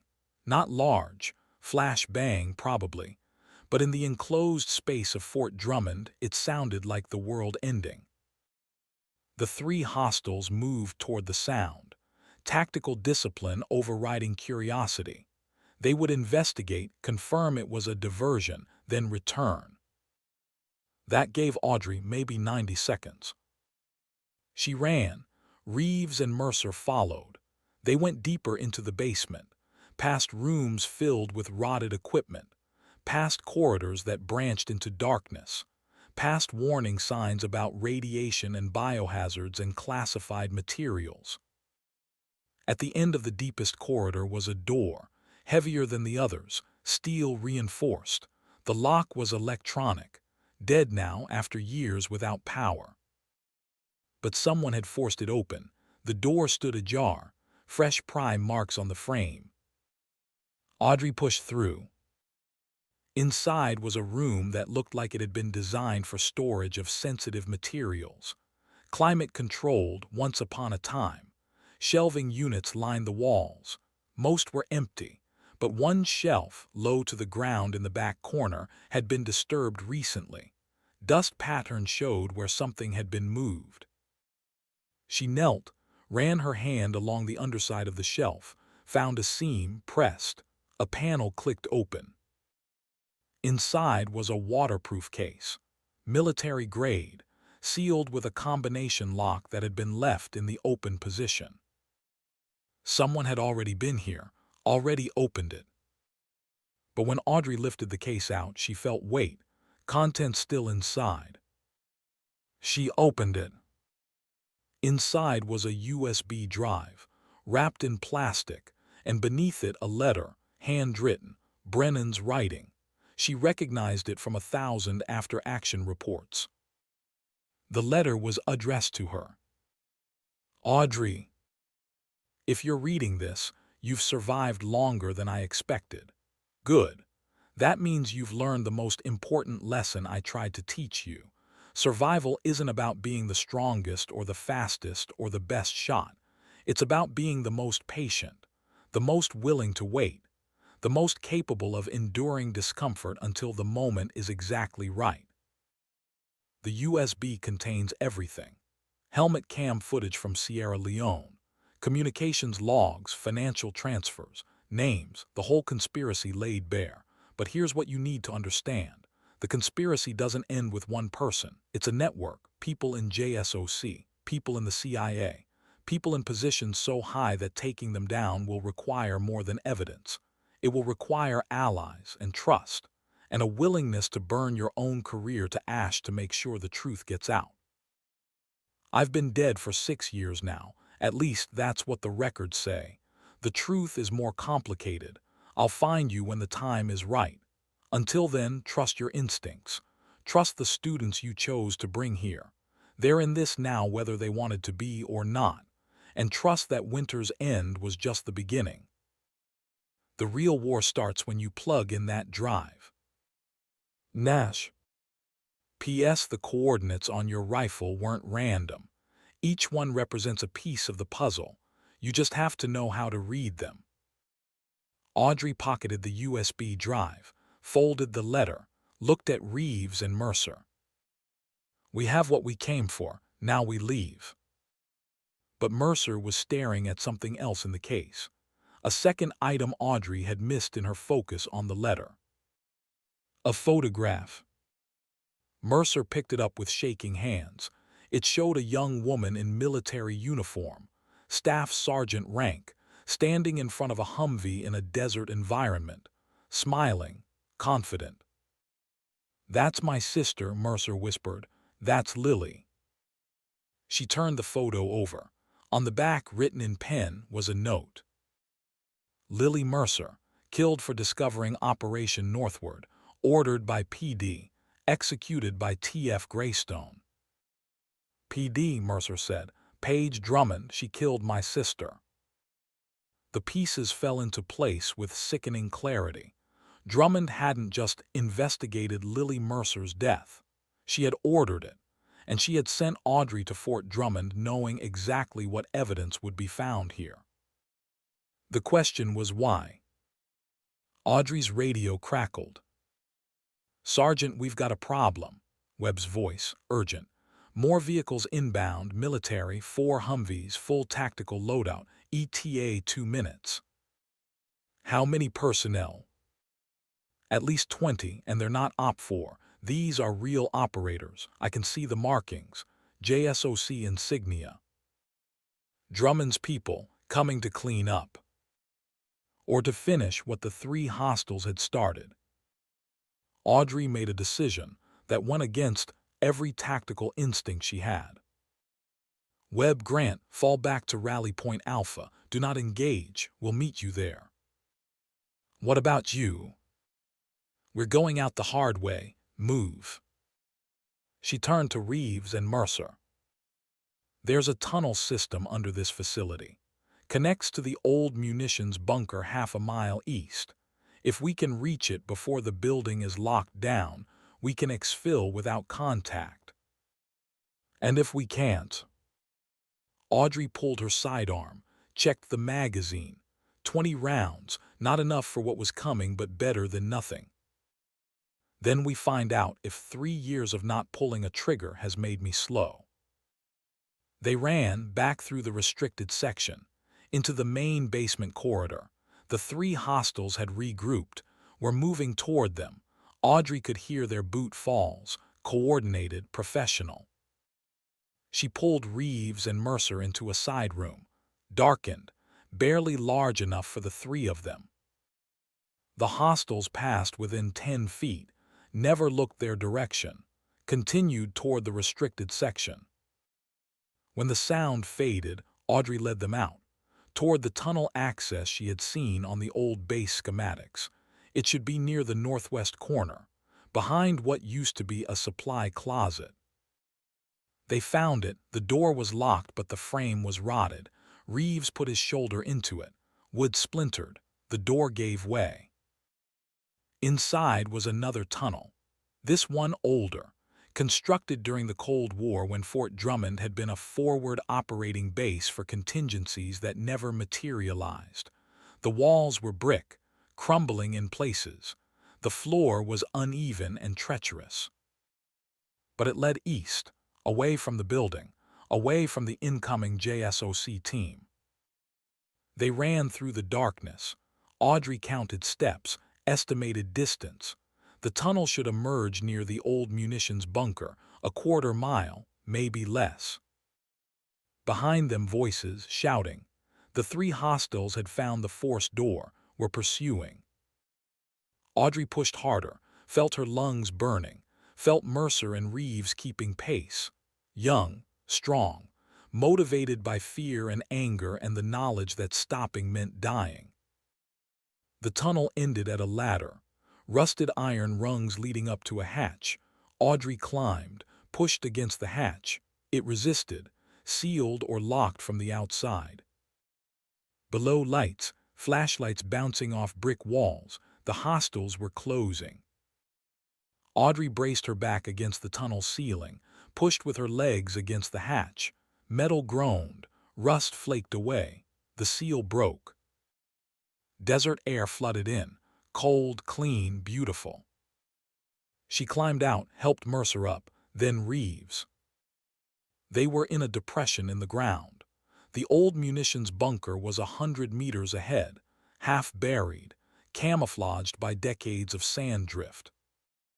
And between them and the bunker, standing in the pre-dawn light, was a figure. Tall, military bearing, holding a rifle with the casual competence of someone who had been born with one in their hands. The figure stepped forward into the growing light. Audrey's world stopped. Because the man standing in front of her, alive and solid and undeniably real, was Captain Nash Brennan. Older than she remembered, harder, scars on his face that hadn't been there in Sierra Leone, but the eyes were the same, ice blue, calculating, warm with something that might have been pride or might have been relief. "Hello, Audrey," he said. "We need to talk." Behind them, the 3 hostiles emerged from the tunnel, saw Brennan, stopped. One of them lowered his weapon, spoke into a radio. "Target located. Brennan is here, requesting instructions." A pause, then a voice over the radio, female, cold, efficient. "Page Drummond. Secure both of them. No casualties if possible. We need them alive." The 3 hostiles raised their weapons, professional, coordinated.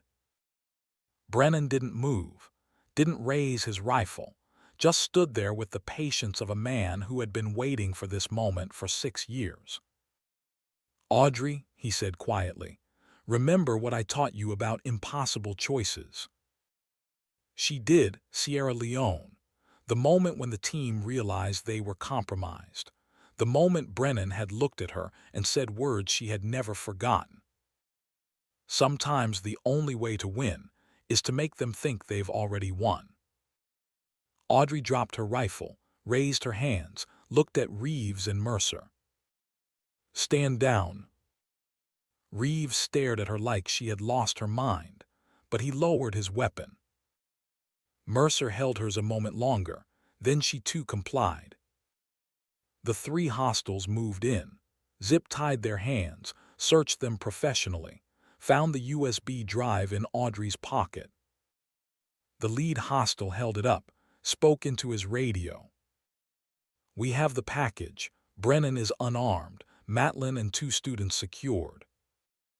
Drummond's voice came back. "Excellent, bring them to the administration building. All of them. It's time we had a conversation about what happens next." The hostiles marched them back toward Fort Drummond. Brennan walked beside Audrey, close enough to whisper, "Trust me, this isn't over. You've been dead for 6 years. Death is easier to fake than you'd think, especially when the people writing the reports want you dead. Why didn't you contact me? Because you were safer thinking I was gone. Because the moment you knew I was alive, you became a target. And because I needed time to build the case, to gather evidence, to identify everyone involved." They reached the administration building. The JSOC team had set up a perimeter, tactical positions, heavy weapons. This wasn't a recovery operation. It was a siege. Inside, the building had been cleared. Lights powered by portable generators. A command center set up in what used to be the main briefing room. And standing in the center of it all, looking exactly like someone who had orchestrated every move of this operation from the beginning, was Colonel Paige Drummond. She looked at Audrey with an expression that was hard to read. Not quite hostile, not quite friendly, something in between. "Staff Sergeant Matlin, Captain Brennan, welcome, please sit." There were chairs, bolted to the floor, interrogation style. The hostiles cut the zip ties, gestured for them to sit. Reeves and Mercer were taken to separate rooms. Audrey sat. Brennan remained standing. "I'd prefer to stand, Colonel." "Suit yourself." Drummond walked to a portable computer terminal, typed commands. A screen on the wall flickered to life. It showed the interior of the restricted storage room, showed Audrey finding the case, opening it, reading the letter, taking the USB drive. "We've had cameras in this facility for 3 years, Drummond said, waiting, knowing that eventually someone would come looking, knowing that Brennan couldn't resist leaving breadcrumbs, knowing that you, Sergeant Matlin, would be the one to follow them." She turned to face them. "The question I had was whether you were working together, whether Brennan's death was staged with your knowledge, whether Winter's End was a failed operation or a successful deception." "It was a massacre," Audrey said flatly. 7 people died. 6 people died, Drummond corrected. "Captain Brennan is standing right there, which means the casualty report was false, which means someone falsified official records, which means conspiracy." She picked up the USB drive, held it like it was a live grenade. "This contains evidence of illegal operations, arms sales, assassinations conducted on American soil, violations of the Posse Comitatus Act, enough to bring down a dozen senior officers and maybe a few members of Congress." She looked directly at Audrey. "The question is what I'm supposed to do with it, and with you." Brennan finally spoke. His voice was calm, almost gentle. "You could destroy it, classify everything under national security, make us disappear the same way you made Lily Mercer disappear, maintain the status quo, protect the guilty. That's what you've been doing for years, isn't it, Colonel?" Drummond's expression didn't change. "Lily Mercer died because she discovered Operation Northward, A black program designed to destabilize governments we couldn't touch through official channels. She was going to report it. That would have compromised American assets in 6 countries.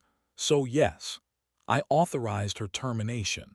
I would make the same decision again. Mercer's scream echoed from the other room. Raw, anguished, the sound of a truth that destroyed everything. Drummond continued as if nothing had happened. The difference between Lily Mercer and you, Sergeant Matlin, is that you understand how the world actually works. You know that sometimes good people die to protect larger objectives. You know that morality is a luxury we can't always afford. Brennan taught you that. Sierra Leone taught you that. She set the USB drive down on the table. So here's my offer: walk away, take your students. Forget this happened, I'll classify the evidence. Seal the investigation.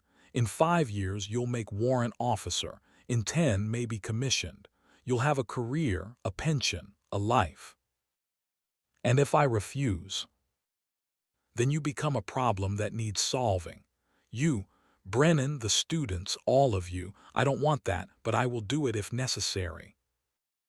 Audrey looked at Brennan, at the man who had taught her everything she knew, the man who had died so she could live, except he hadn't died. He had disappeared, built a case, waited for the exact right moment. Audrey, Brennan said quietly, this is your choice, not mine. I've made my peace with whatever happens next. She thought about Sierra Leone, about the 6 operators who had actually died there. Morrison, Chen, Valdez, Kim, Hayes, and the 7th name that should have been on that wall but wasn't. Brennan. She thought about Lily Mercer, about a young woman who had died for discovering the truth. She thought about Reeves, about how close he had come to killing her based on a lie. And she thought about what Brennan had written in his letter. The real war starts when you plug in that drive. Audrey reached across the table, picked up the USB drive. I'm not walking away, Colonel. Drummond's face hardened. Then you've made your choice. She nodded to the guards. They moved forward. But Brennan was faster. In one fluid motion, he pulled a weapon from the small of his back. Not a gun, a detonator. Everyone stops moving, right now. Drummond froze. What is that, Captain? Insurance. This facility has been rigged with explosives for the last 72 hours. If I press this button, we all die, along with your evidence, your operation, and any hope of keeping this quiet. You're bluffing. Am I? You've had surveillance on this place for 3 years. Have your techs check the video. Check every corner, every room, every tunnel. Drummond pulled out a tablet, typed rapidly. Her face went pale. How? The same way I've been staying alive for 6 years, by being better at this than you are. He looked at Audrey. Take the students, take the drive. Get to the vehicle I have parked 2 miles east. Keys are in the visor. Drive to the coordinates I'm sending to your phone right now. Wait for me there. I'm not leaving you. Yes, you are, because this time I'm not sacrificing myself. I'm buying time. There's a difference. Audrey understood. This was the play, the impossible choice that became inevitable. She stood, walked toward the door. Drummond's voice stopped her. If you leave with that evidence, you'll be hunted, branded a traitor, court-martialed in absentia. You'll never be safe. Audrey turned back. I haven't been safe since Sierra Leone, Colonel. The difference is now I'm done pretending.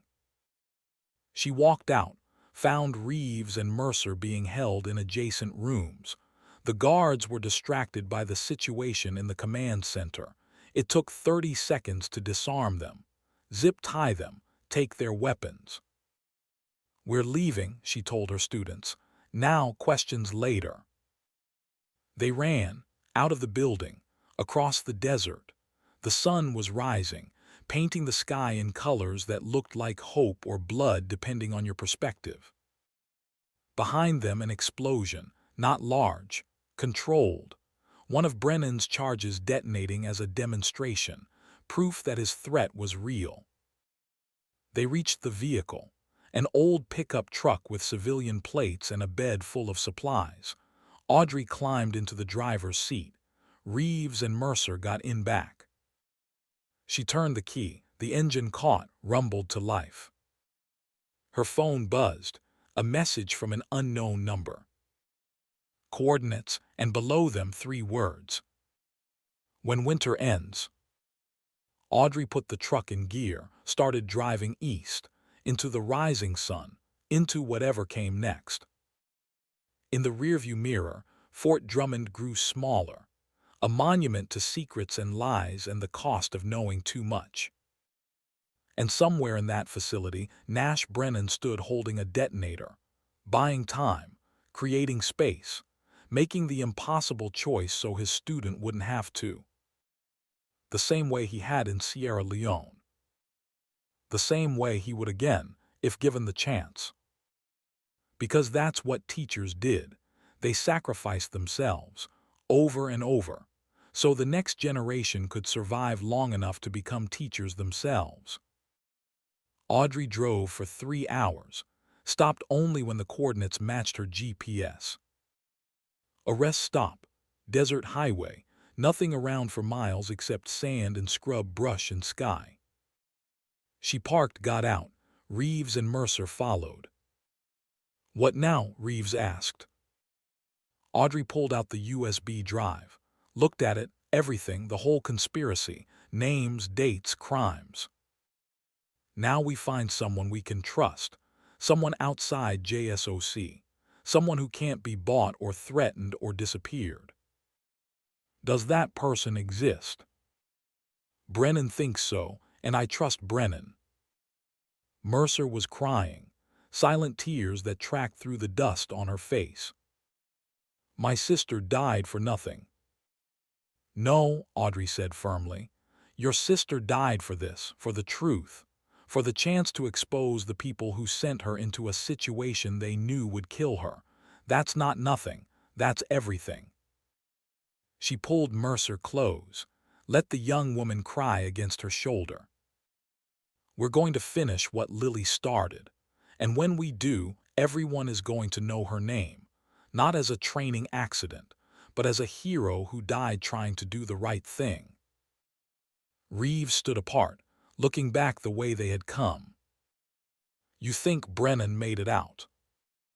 "I think Brennan has been surviving impossible situations since before we were born. He'll make it, and when he does, we'll be waiting." They stood there in the desert dawn, 3 soldiers who had been betrayed by the institution they had sworn to serve, who had evidence of crimes committed by people who were supposed to protect them, who had a choice to make. Walk away or fight. Audrey looked at her students, saw the determination there, saw the anger, saw the same thing she had seen in the mirror every day since Sierra Leone. The refusal to let the dead die for nothing. "Get some rest," she said. "We have work to do." And somewhere behind them, in a facility rigged to blow, Nash Brennan smiled, because his last instruction had been followed perfectly. Survive, adapt, disappear. But also, when the time came, stand and fight. Winter was ending. Spring was coming. And with it, a reckoning 6 years in the making. The rest stop sat like a forgotten prayer in the middle of nowhere. 2 picnic tables weathered gray by years of sun. A single flickering light pole that had given up trying to illuminate anything. And 3 soldiers who had just burned every bridge that connected them to the lives they used to have.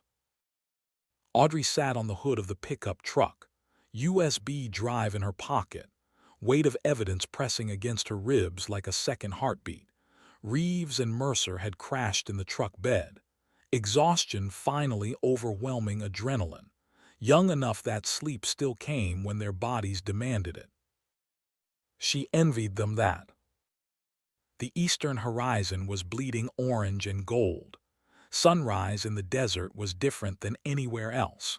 No buildings to diffuse the light, no pollution to mute the colors, just raw sun meeting raw earth in a collision that felt biblical. Audrey checked her phone for the 100th time. The coordinates Brennan had sent led here, to this exact spot, but there had been no follow-up message, no confirmation he had survived Fort Drummond, no indication whether the detonator had been a bluff or whether he had actually brought the whole facility down on top of Drummond and her JSOC team. 6 hours of silence. In their world, 6 hours could mean anything. Delayed exfiltration, tactical repositioning, or the permanent kind of silence that came with a body bag and a closed casket funeral. A sound cut through the desert quiet. Engine, distant but approaching. Audrey slid off the hood, drew her sidearm, moved to a position with clear sight lines and cover. The vehicle that emerged from the heat shimmer was a motorcycle. Old, civilian, the kind you could buy for cash at any small-town dealership and ride without registration or insurance. The rider wore no helmet. As he got closer, Audrey could make out details: tall frame, familiar posture, and a way of moving that suggested pain being actively suppressed. Brennan. He pulled into the rest stop, killed the engine, sat there for a moment like dismounting required more energy than he currently possessed. When he finally swung his leg over and stood, Audrey saw why. His left side was dark with blood, not arterial, not immediately life-threatening, but enough to paint his shirt and jeans in shades that looked black in the early morning light. "You're hit." "Shrapnel, last charge went off closer than I planned. I'll live." "You need a hospital." "I need about 6 things before I need a hospital. Help me inside the truck." She did, helped him into the passenger seat, pulled out the first aid kit Webb had stashed in the glove compartment, started cutting away the bloody shirt to assess the damage. 3 pieces of metal embedded in his left flank, small, superficial, the kind of wounds that hurt like hell but wouldn't kill you if you kept them clean. She worked in silence, cleaned, disinfected, bandaged. Brennan didn't make a sound, just stared straight ahead like pain was something that happened to other people. When she finished, he looked at her with eyes that had seen too much and somehow still managed to find hope in the wreckage. "You got the drive." "Yes." "Good, that's the easy part." "What's the hard part?" "Staying alive long enough to use it." He pulled out a laptop from the motorcycle's saddlebag. Old, military grade, the kind with encryption protocols that made civilian devices look like children's toys. "I need to show you something. Before we go any further, before we make any decisions, you need to understand exactly what we're dealing with." He opened the laptop, booted it up, inserted the USB drive. The screen filled with files, hundreds of them, video footage, audio recordings, financial documents, communication logs, all time-stamped, all verified, all damning. Brennan opened a video file, helmet cam footage. The timestamp read March 14, 2018, Sierra Leone. Audrey's chest tightened. She knew this footage, had lived it, but she had never seen it from this angle. The video showed a compound, concrete buildings, armed guards, the kind of place that existed in countries where government oversight was a suggestion rather than a requirement. Captain Brennan's voice came through the audio, calm, professional, running through pre-mission checks with his team. Then another voice, coming through the radio, command unidentified.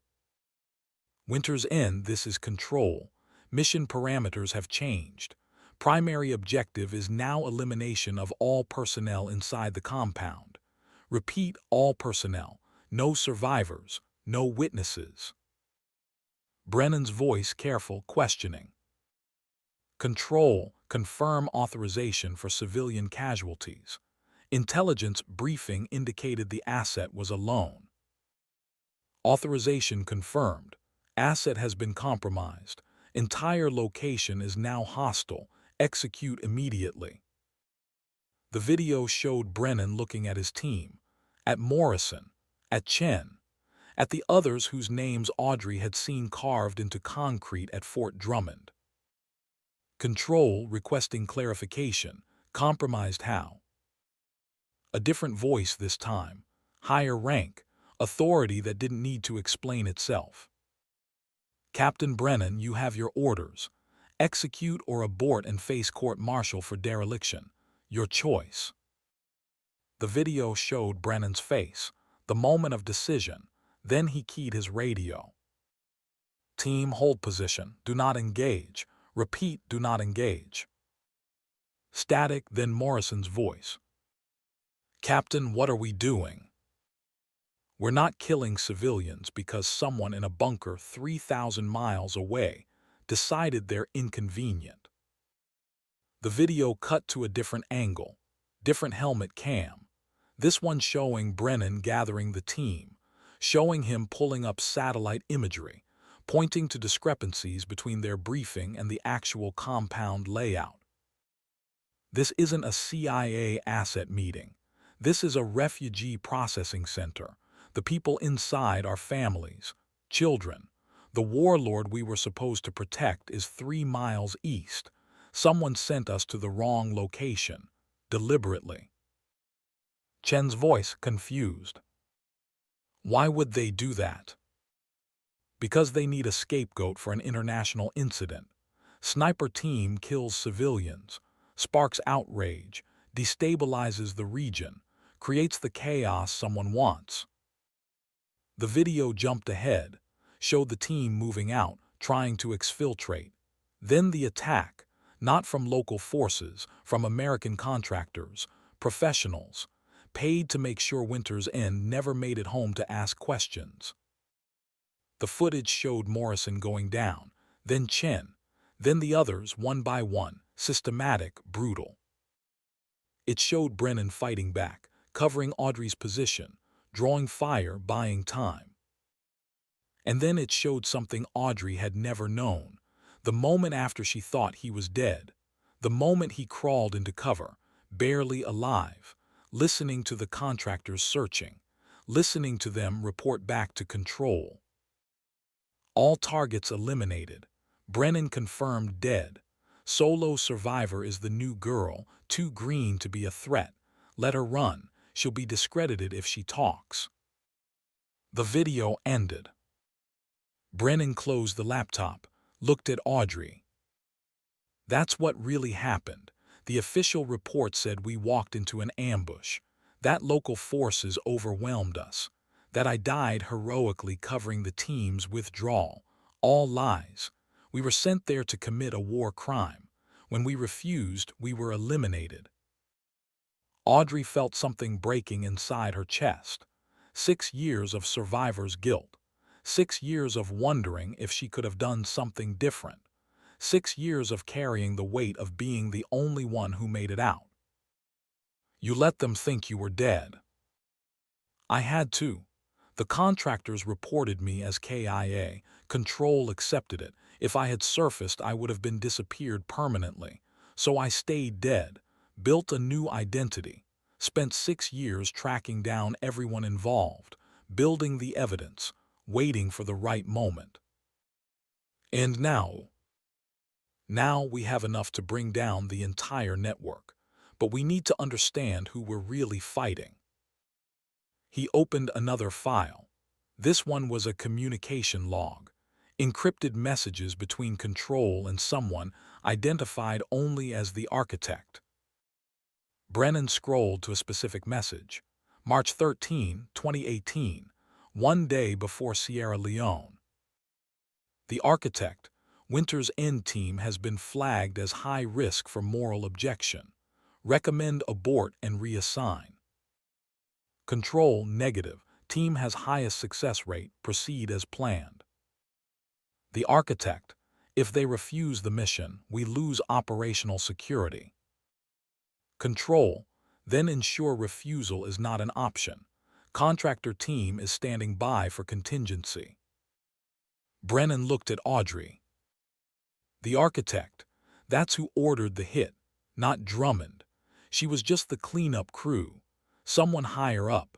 Someone with enough authority to mobilize contractors and falsify after-action reports and make 7 highly trained operators disappear without anyone asking questions.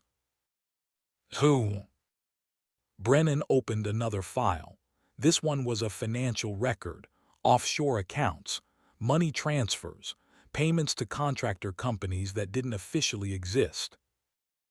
The name at the top of the account authorization was clear. General Marcus Cade, Deputy Commander, Joint Special Operations Command. The same man who Drummond had told Audrey to contact.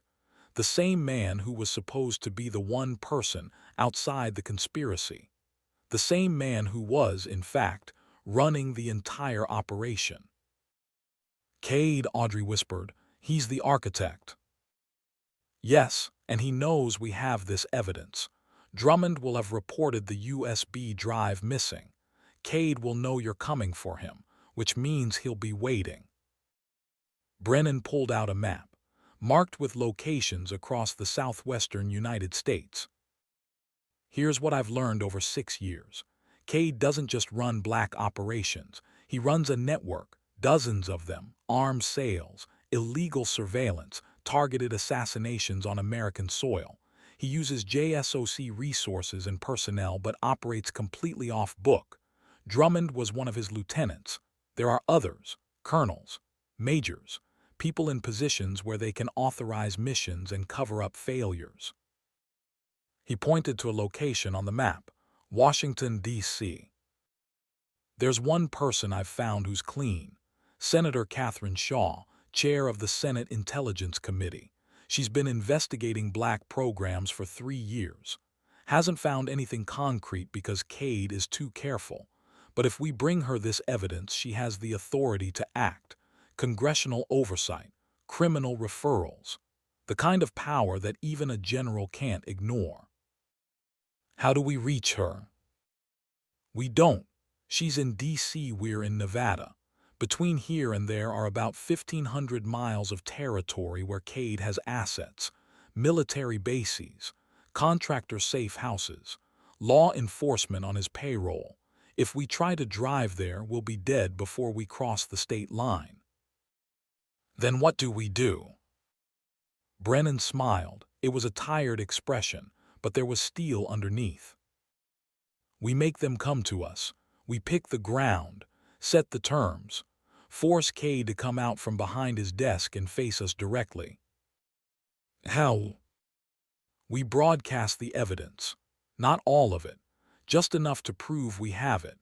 Just enough to make Cade understand that if anything happens to us, the rest goes public automatically. We back him into a corner where the only way to contain the damage is to eliminate us personally.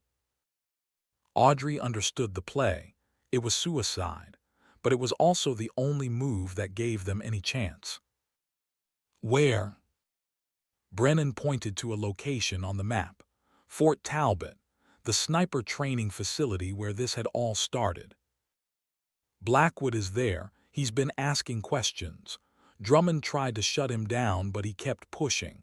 I sent him a message before I left Fort Drummond, told him everything. He's waiting for us. You trust Blackwood?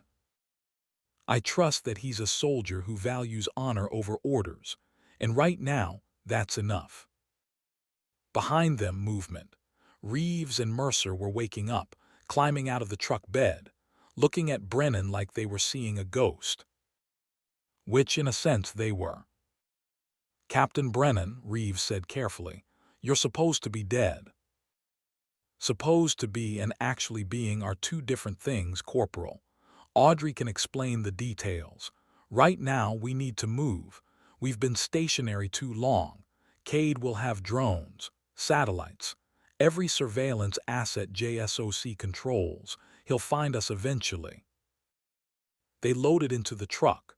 Brennan riding shotgun despite his wounds. Audrey driving. Reeves and Mercer in the back with weapons ready and eyes scanning for threats. The drive to Fort Talbot took 8 hours. They stayed off highways, used back roads and service routes, stopped twice for gas, paying cash at stations that didn't have cameras. The whole way, Audrey kept expecting an ambush.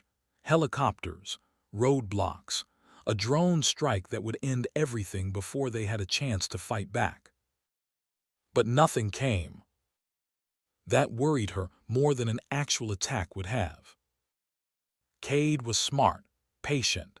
He knew they were heading somewhere. He was waiting to see where, letting them make the first move so he could counter with overwhelming force. They reached Fort Talbot at sunset. The main gate was closed, but Blackwood was waiting at a side entrance. No guards, no witnesses, just an old soldier who had decided that some orders weren't worth following. He looked at Brennan like he was seeing a resurrection. "Captain, the reports said you were KIA." "The reports lied, Chief. Good to see you again." Blackwood's eyes moved to Audrey, to the students. "I got your message about Cade, about the conspiracy. I've been doing my own checking, quietly. You were right. Drummond's investigation into Winter's End wasn't about justice. It was about damage control." "How much damage control?" "She's had 3 other operators disappeared in the last 2 years. All of them asked questions about black operations. All of them ended up dead or missing. Official records say training accidents or desertion, but I pulled the actual files. They were eliminated." Brennan nodded slowly. "We need your help, Chief. We're going to broadcast evidence that will bring down a sitting general and probably a dozen other senior officers. When we do, Cade will come for us. We need a defensive position, somewhere we can hold out long enough for the evidence to reach the right people." Blackwood thought for a moment, then nodded. "Range 7, the mountain facility. It's designed for long-range training, multiple firing positions, clear sight lines for 2,000 meters in every direction, one access road that we can monitor and defend. If you're going to make a stand, that's your best option." "How fast can you get us there?" 20 minutes, but once you're there, you're committed. The only way out is the road in. If Cade brings enough force, you'll be trapped." "That's the idea. We're not trying to escape. We're trying to force a confrontation on our terms." Blackwood looked at Audrey, at the students. "You understand what this means. If you do this, there's no going back. You'll be branded traitors, hunted. Even if you win, even if Cade goes down, you'll never have a normal career again." Audrey had made her peace with that 6 years ago, in Sierra Leone, when she crawled out of the mud and realized everyone she cared about was dead. "We're already past that point, Chief. All of us. The only question now is whether we go down fighting or we spend the rest of our lives looking over our shoulders." Blackwood nodded, respect and sadness mixing in his expression. "All right then, let's go make history." Range 7 was carved into the side of a mountain. Concrete bunkers built during the Cold War when someone thought a war with the Soviet Union might actually happen. The firing positions looked down on a valley that stretched for miles. Perfect terrain for what Brennan had in mind. They set up in the primary bunker. Brennan established a communication system using encrypted satellite uplink that couldn't be jammed or traced. Reeves and Mercer took positions in the secondary bunkers, overlapping fields of fire, mutual support, the kind of defensive setup that would make any assault costly. Blackwood stayed with them. He had crossed the line now, made his choice. There was no going back for him either. At 2100 hours, Brennan opened his laptop, connected to the satellite uplink, began uploading files to a server that would automatically distribute them to every major news outlet and congressional oversight committee if the upload wasn't canceled within 24 hours. Then he recorded a video message, short, direct, devastating. My name is Captain Nash Brennan. 6 years ago, I was declared killed in action during Operation Winter's End in Sierra Leone. That was a lie. I survived. And for 6 years, I've been gathering evidence of a conspiracy that reaches the highest levels of the United States military. He held up the USB drive. This contains proof that General Marcus Cade, deputy commander of JSOC, has been running illegal operations for over a decade. Arms sales, assassinations, war crimes, all conducted using American military resources and personnel. The full evidence will be released in 24 hours unless General Cade surrenders himself to civilian law enforcement. He paused, let that sink in. If you're watching this, General, you have a choice. Come and try to stop us, or let the evidence go public and face justice. Either way, your war is over. Brennan uploaded the video. It went live on a dozen platforms simultaneously, encrypted, distributed, impossible to fully contain. Then they waited. 3 hours passed. Night settled over the mountains. Stars appeared in impossible numbers. The kind of sky that made you feel small and reminded you that human conflicts were brief flickers in the cosmic timeline. At midnight, headlights appeared on the access road. Multiple vehicles, moving fast. Audrey watched through night vision, counted 6 Humvees, full tactical configuration, at least 30 operators. Contact, she reported. Heavy force approaching from the east. Brennan didn't look surprised. He came himself, that's good, means we scared him. The vehicle stopped half a mile out, just beyond effective rifle range. Troops dismounted, began establishing a perimeter. Then a loudspeaker crackled to life. A voice Audrey didn't recognize but somehow knew. Authority. Command. The kind of voice that had sent soldiers to their deaths with a signature and never lost sleep over it. General Marcus Cade. Captain Brennan, Staff Sergeant Matlin, I know you can hear me. I'm here to offer terms. Brennan picked up a radio, broadcast on the same frequency. I'm listening. Delete the evidence. Surrender yourselves. I'll arrange transfers to low-profile positions. No court-martial. No criminal charges. You live out your careers quietly and retire with full benefits. And if we refuse? Then I classify this as a terrorist incident. Stolen classified materials. Threats against senior military leadership. I have legal authority to use lethal force.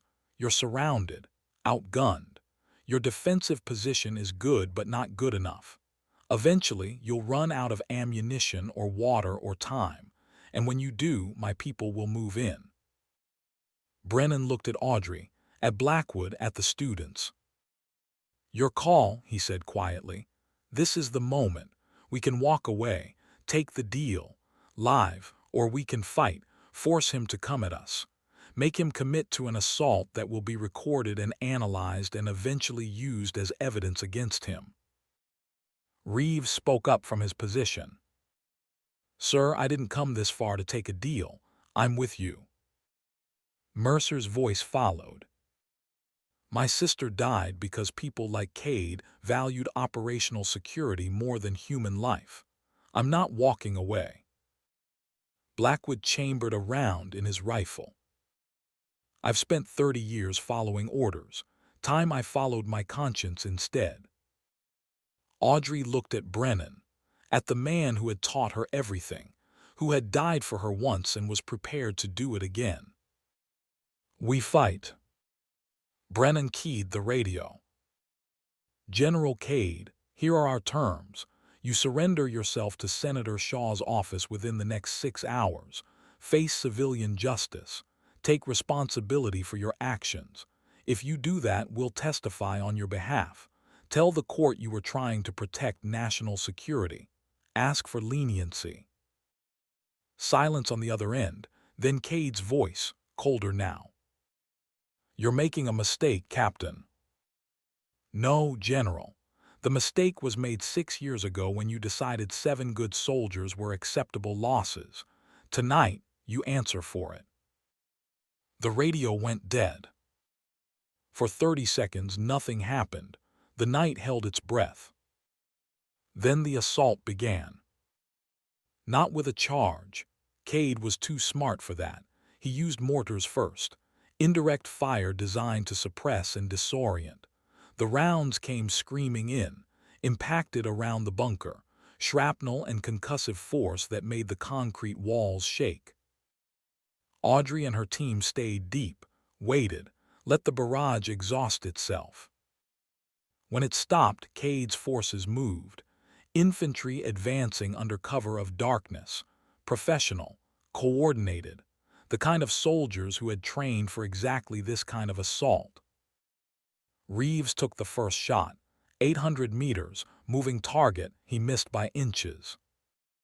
The second shot was Mercer's, she didn't miss. One of Cade's operators went down, leg hit, not fatal but enough to remove him from the fight. The assault force scattered, took cover, began suppressive fire that turned the night into a storm of tracers and muzzle flashes. Audrey moved to her position, set up her rifle, the same Remington 700 with 23 coordinates carved into it. Tonight would add a 24th.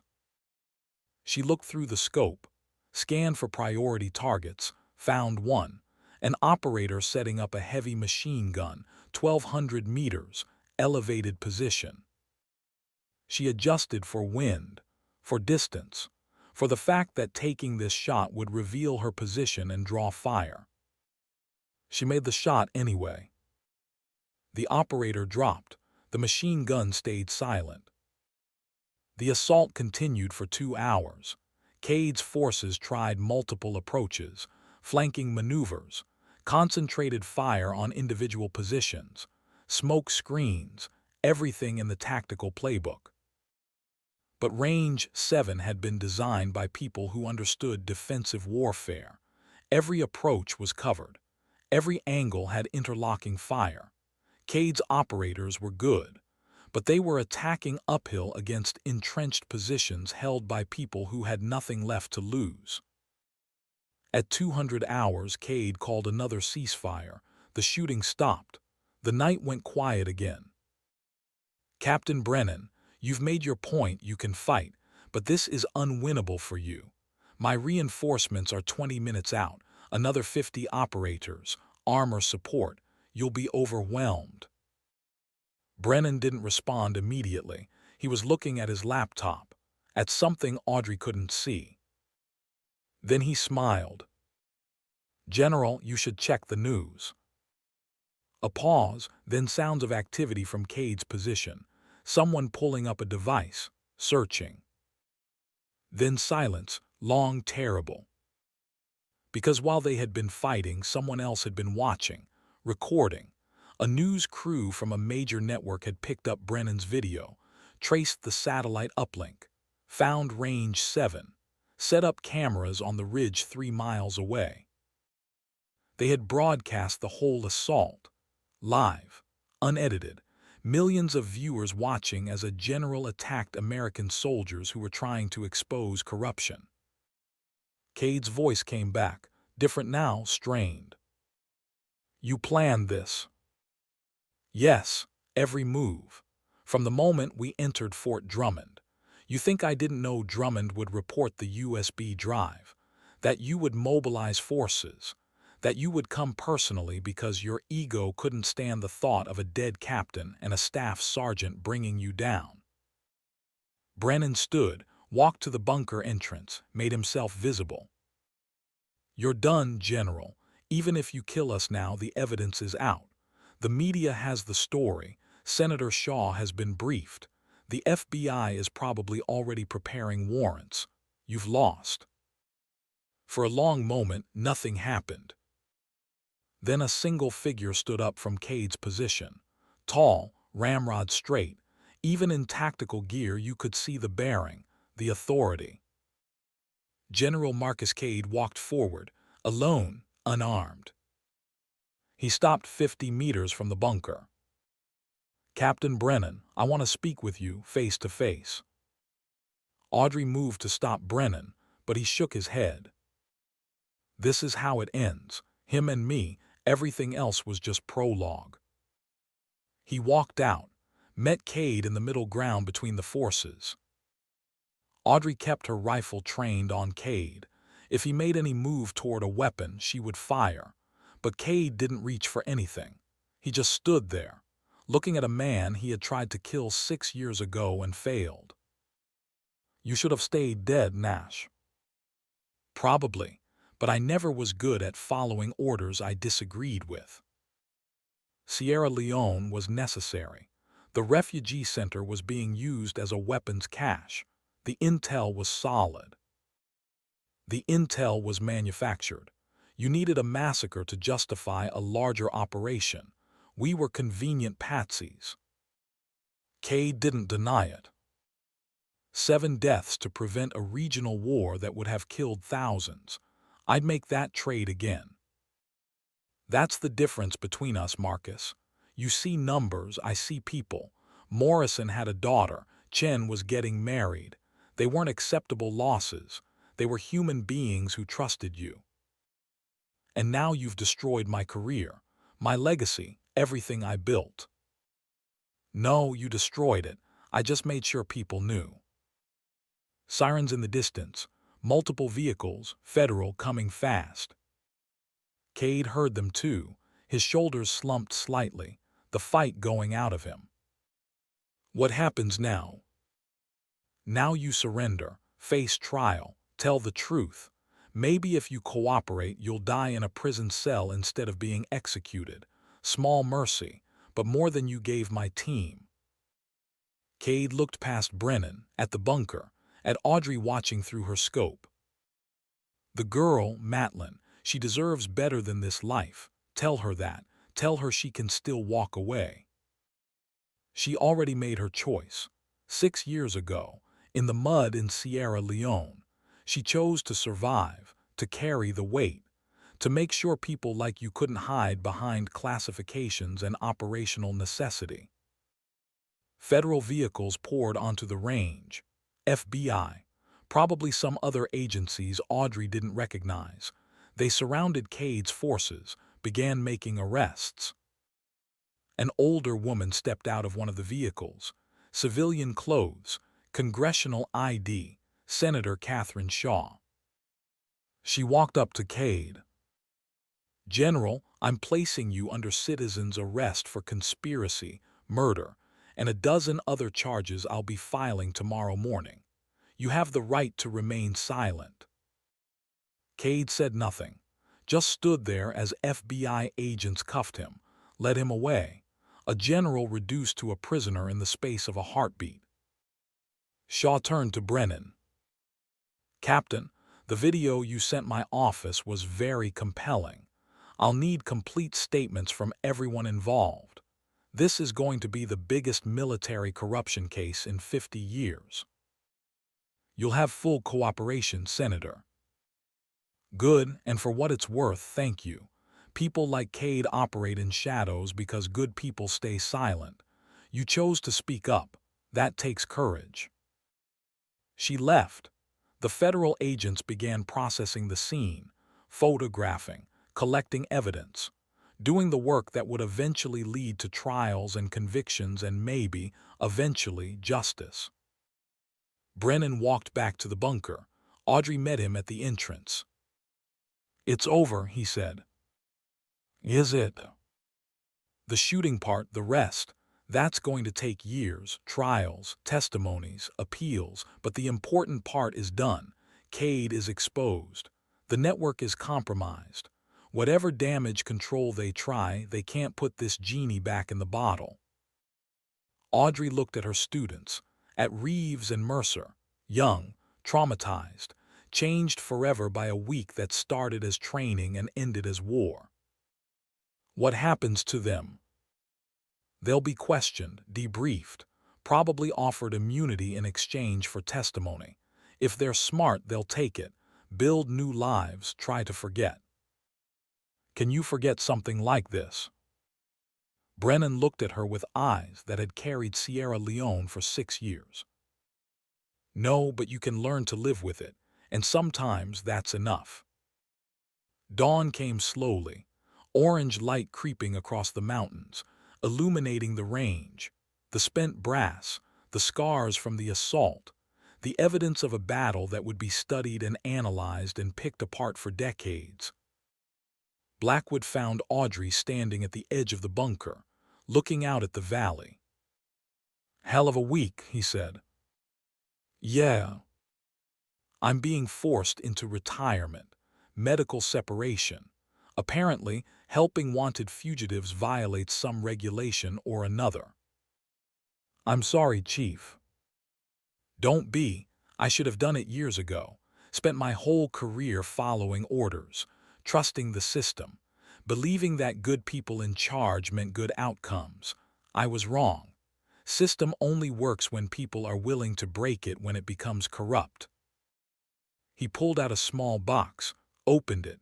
Inside was a warrant officer insignia. "I was supposed to give this to you when you completed the instructor course. Promotion to warrant officer. Doesn't mean much now, but I want you to have it anyway. Reminder that you earned the right to teach, even if you never get the chance." Audrey took the insignia, held it, felt the weight of what could have been. "Thank you, Chief."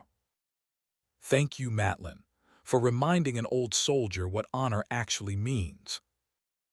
Senator Shaw arranged for military transport to take them to Washington, formal debriefings, depositions, the beginning of a legal process that would dominate headlines for months. But before they left, Brennan pulled Audrey aside, private, away from the others. "I need to tell you something, about Sierra Leone, about why I chose you to survive." "You didn't choose. I was just in the right position when the attack started." "No, I ordered you to that position, specifically, 12 hours before the contractors hit us, told you it was for Overwatch, but really it was because I knew what was coming, knew the attack was planned, and I made a decision." He looked at her with an expression that was equal parts guilt and conviction. "You were the youngest, the least corrupted by the system, the one with the most potential to do something meaningful if you survived, so I made sure you survived, even if it meant everyone else died." Audrey felt something shift in her understanding of that night. The position that had seemed random was actually calculated.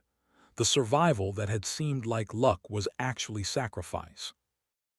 "You picked me." "Yes, and I'd do it again, because look at what you did. You refused to let their deaths be meaningless. You carried the weight. You exposed the conspiracy. You finished what we started." "They still died." "Yes, and that's on me, not you. Never you. I made the choice. I live with it. You just have to live with surviving." He handed her something, a patch, Winter's End, the unofficial insignia they had worn in Sierra Leone. "I want you to give this to Mercer. Tell her it belonged to her sister's spiritual predecessors. Tell her that legacy of standing up to corruption didn't die with Lily. It lives on, through her, through Reeves, through every soldier who decides conscience matters more than orders." Audrey took the patch, nodded. "What about you? What happens to Nash Brennan now?" "I testify, help put Cade and his network away, then I disappear again. Different name, different life. The resurrection was temporary, had to be. Can't be a ghost and a witness at the same time." "Will I see you again?" Maybe if you need me. If another winter's end situation happens, I'll be watching, waiting, ready to teach the next generation how to be ghosts when necessary." He pulled her into a hug, brief, fierce, the kind that said everything words couldn't. "I'm proud of you, Audrey, more than you know." Then he walked away, climbed onto the motorcycle, rode off into the desert morning, a ghost returning to whatever shadows he called home. Audrey watched him go, felt the weight of the patch in her hand, the weight of legacy and responsibility, and the knowledge that some fights never really end. They just get passed down to the next generation. 3 months later, Audrey stood in a federal courtroom in Washington, D.C. The trial of General Marcus Cade had drawn international attention. Every major news outlet covered it. Every military analyst had an opinion. Cade sat at the defense table, older, diminished, stripped of rank and authority, just a man in a suit facing consequences. The prosecution called Audrey to the stand. She swore the oath, sat down, looked at the jury. And she told them everything. Sierra Leone, Winter's End, the conspiracy, the murders, the cover-ups, all of it. When she finished, the courtroom was silent. Then the prosecution showed Brennan's video, showed the helmet cam footage, showed the financial records.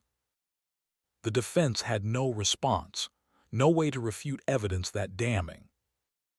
The jury deliberated for 4 hours, came back with a verdict. Guilty on all counts.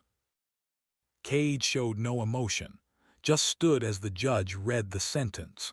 Life imprisonment, no possibility of parole, stripped of all military honors and pensions. As they led him away, he looked at Audrey, met her eyes, and for just a moment she saw something that might have been respect, or might have been hate. Hard to tell the difference sometimes. Outside the courthouse, reporters swarmed. Questions, cameras, the chaos of a story too big to ignore. Audrey pushed through, found Reeves and Mercer waiting. They had testified too, told their parts of the story, helped build the case. "What now?" Reeves asked. "Now we try to build something from the wreckage. New lives, new purposes, new ways to serve that don't involve corruption and conspiracy." Mercer pulled out a letter, official, Department of Defense. "I got offered a position, teaching at Fort Benning, ethics and leadership for junior officers. They think my experience gives me credibility." "Are you going to take it?" "I think so. Lily would have wanted that. Someone teaching the next generation not to blindly follow orders, to question, to verify, to stand up." Reeves had a similar letter. Instructor position at Fort Talbot. Blackwood recommended me before he retired, said I had learned the most important lesson, that being a good soldier sometimes means being a bad subordinate. Audrey smiled, the first genuine one in months. Sounds like Nash's influence is spreading, even from wherever he is now. They walked together through Washington, 3 soldiers who had been betrayed by their institution and somehow survived, who had chosen justice over career, who had sacrificed everything to make sure the truth came out. "Do you think it was worth it?" Mercer asked quietly. Audrey thought about that, about the cost, the trauma, the lives that would never be the same. "Ask me in 20 years, when the soldiers you teach go on to teach others, when the lessons of Winter's End become part of military culture, when enough people know the story that it can't happen again. And if it does happen again, then we taught our students well enough that they'll know what to do, just like Brennan taught us." 6 months after the trial, Audrey received a package, no return address, postmarked from Alaska. Inside was a photograph, a mountain range, pristine snow, and barely visible in the foreground a figure, too far away to identify clearly, but the posture was familiar, military, watchful. On the back of the photo, written in handwriting she recognized, were 4 words. Spring came, winter watches. Audrey pinned the photo to her wall, next to her warrant officer insignia, next to the winter's end patch, a reminder that some battles are won not by destroying the enemy, but by making sure their crimes can't be hidden. And that sometimes the best way to honor the dead is to keep living, keep fighting, keep teaching. Because winter always ends, but spring requires patience, requires someone willing to wait through the cold and the darkness until the moment is exactly right. She had learned that lesson well, and now it was her turn to teach it. The story of winter's end was over, the investigation concluded, the trials complete, Cade and his network dismantled. But the legacy remained. In classrooms where instructors taught ethics alongside tactics, in barracks where soldiers questioned orders instead of blindly following them, in the quiet moments when someone faced an impossible choice and remembered that courage sometimes looks like refusal. Audrey Matlin went on to teach for 15 years, became one of the most respected instructors in the Army, never reached high rank, never wanted to, stayed close to the students, close to the people who needed to hear the lessons she had learned. Jonah Reeves became chief warrant officer at Fort Talbot, trained a generation of snipers who understood that the most important shot was sometimes the one you didn't take. Sloan Mercer rose to lieutenant colonel, wrote a book about military ethics that became required reading at West Point, named her first daughter Lily. Ellis Blackwood retired to Montana, spent his days fishing and his nights writing letters to senators about military oversight, died peacefully at 73, funeral attended by hundreds of soldiers who had learned honor from his example. Nash Brennan disappeared, sightings over the years, Alaska, Iceland, remote places where ghosts could watch the world without being seen. Some said he was dead, others said he was still gathering evidence, still building cases, still teaching from the shadows. The truth was probably somewhere in between.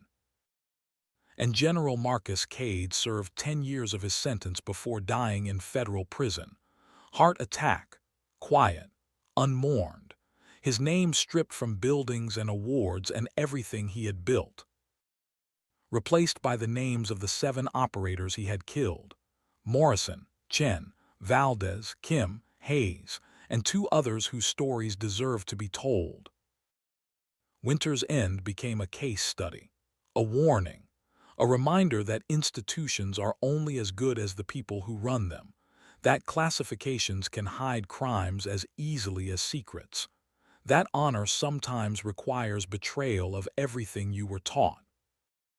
But also a reminder that one person can make a difference, that standing up matters, that the truth, once exposed, can't be buried again.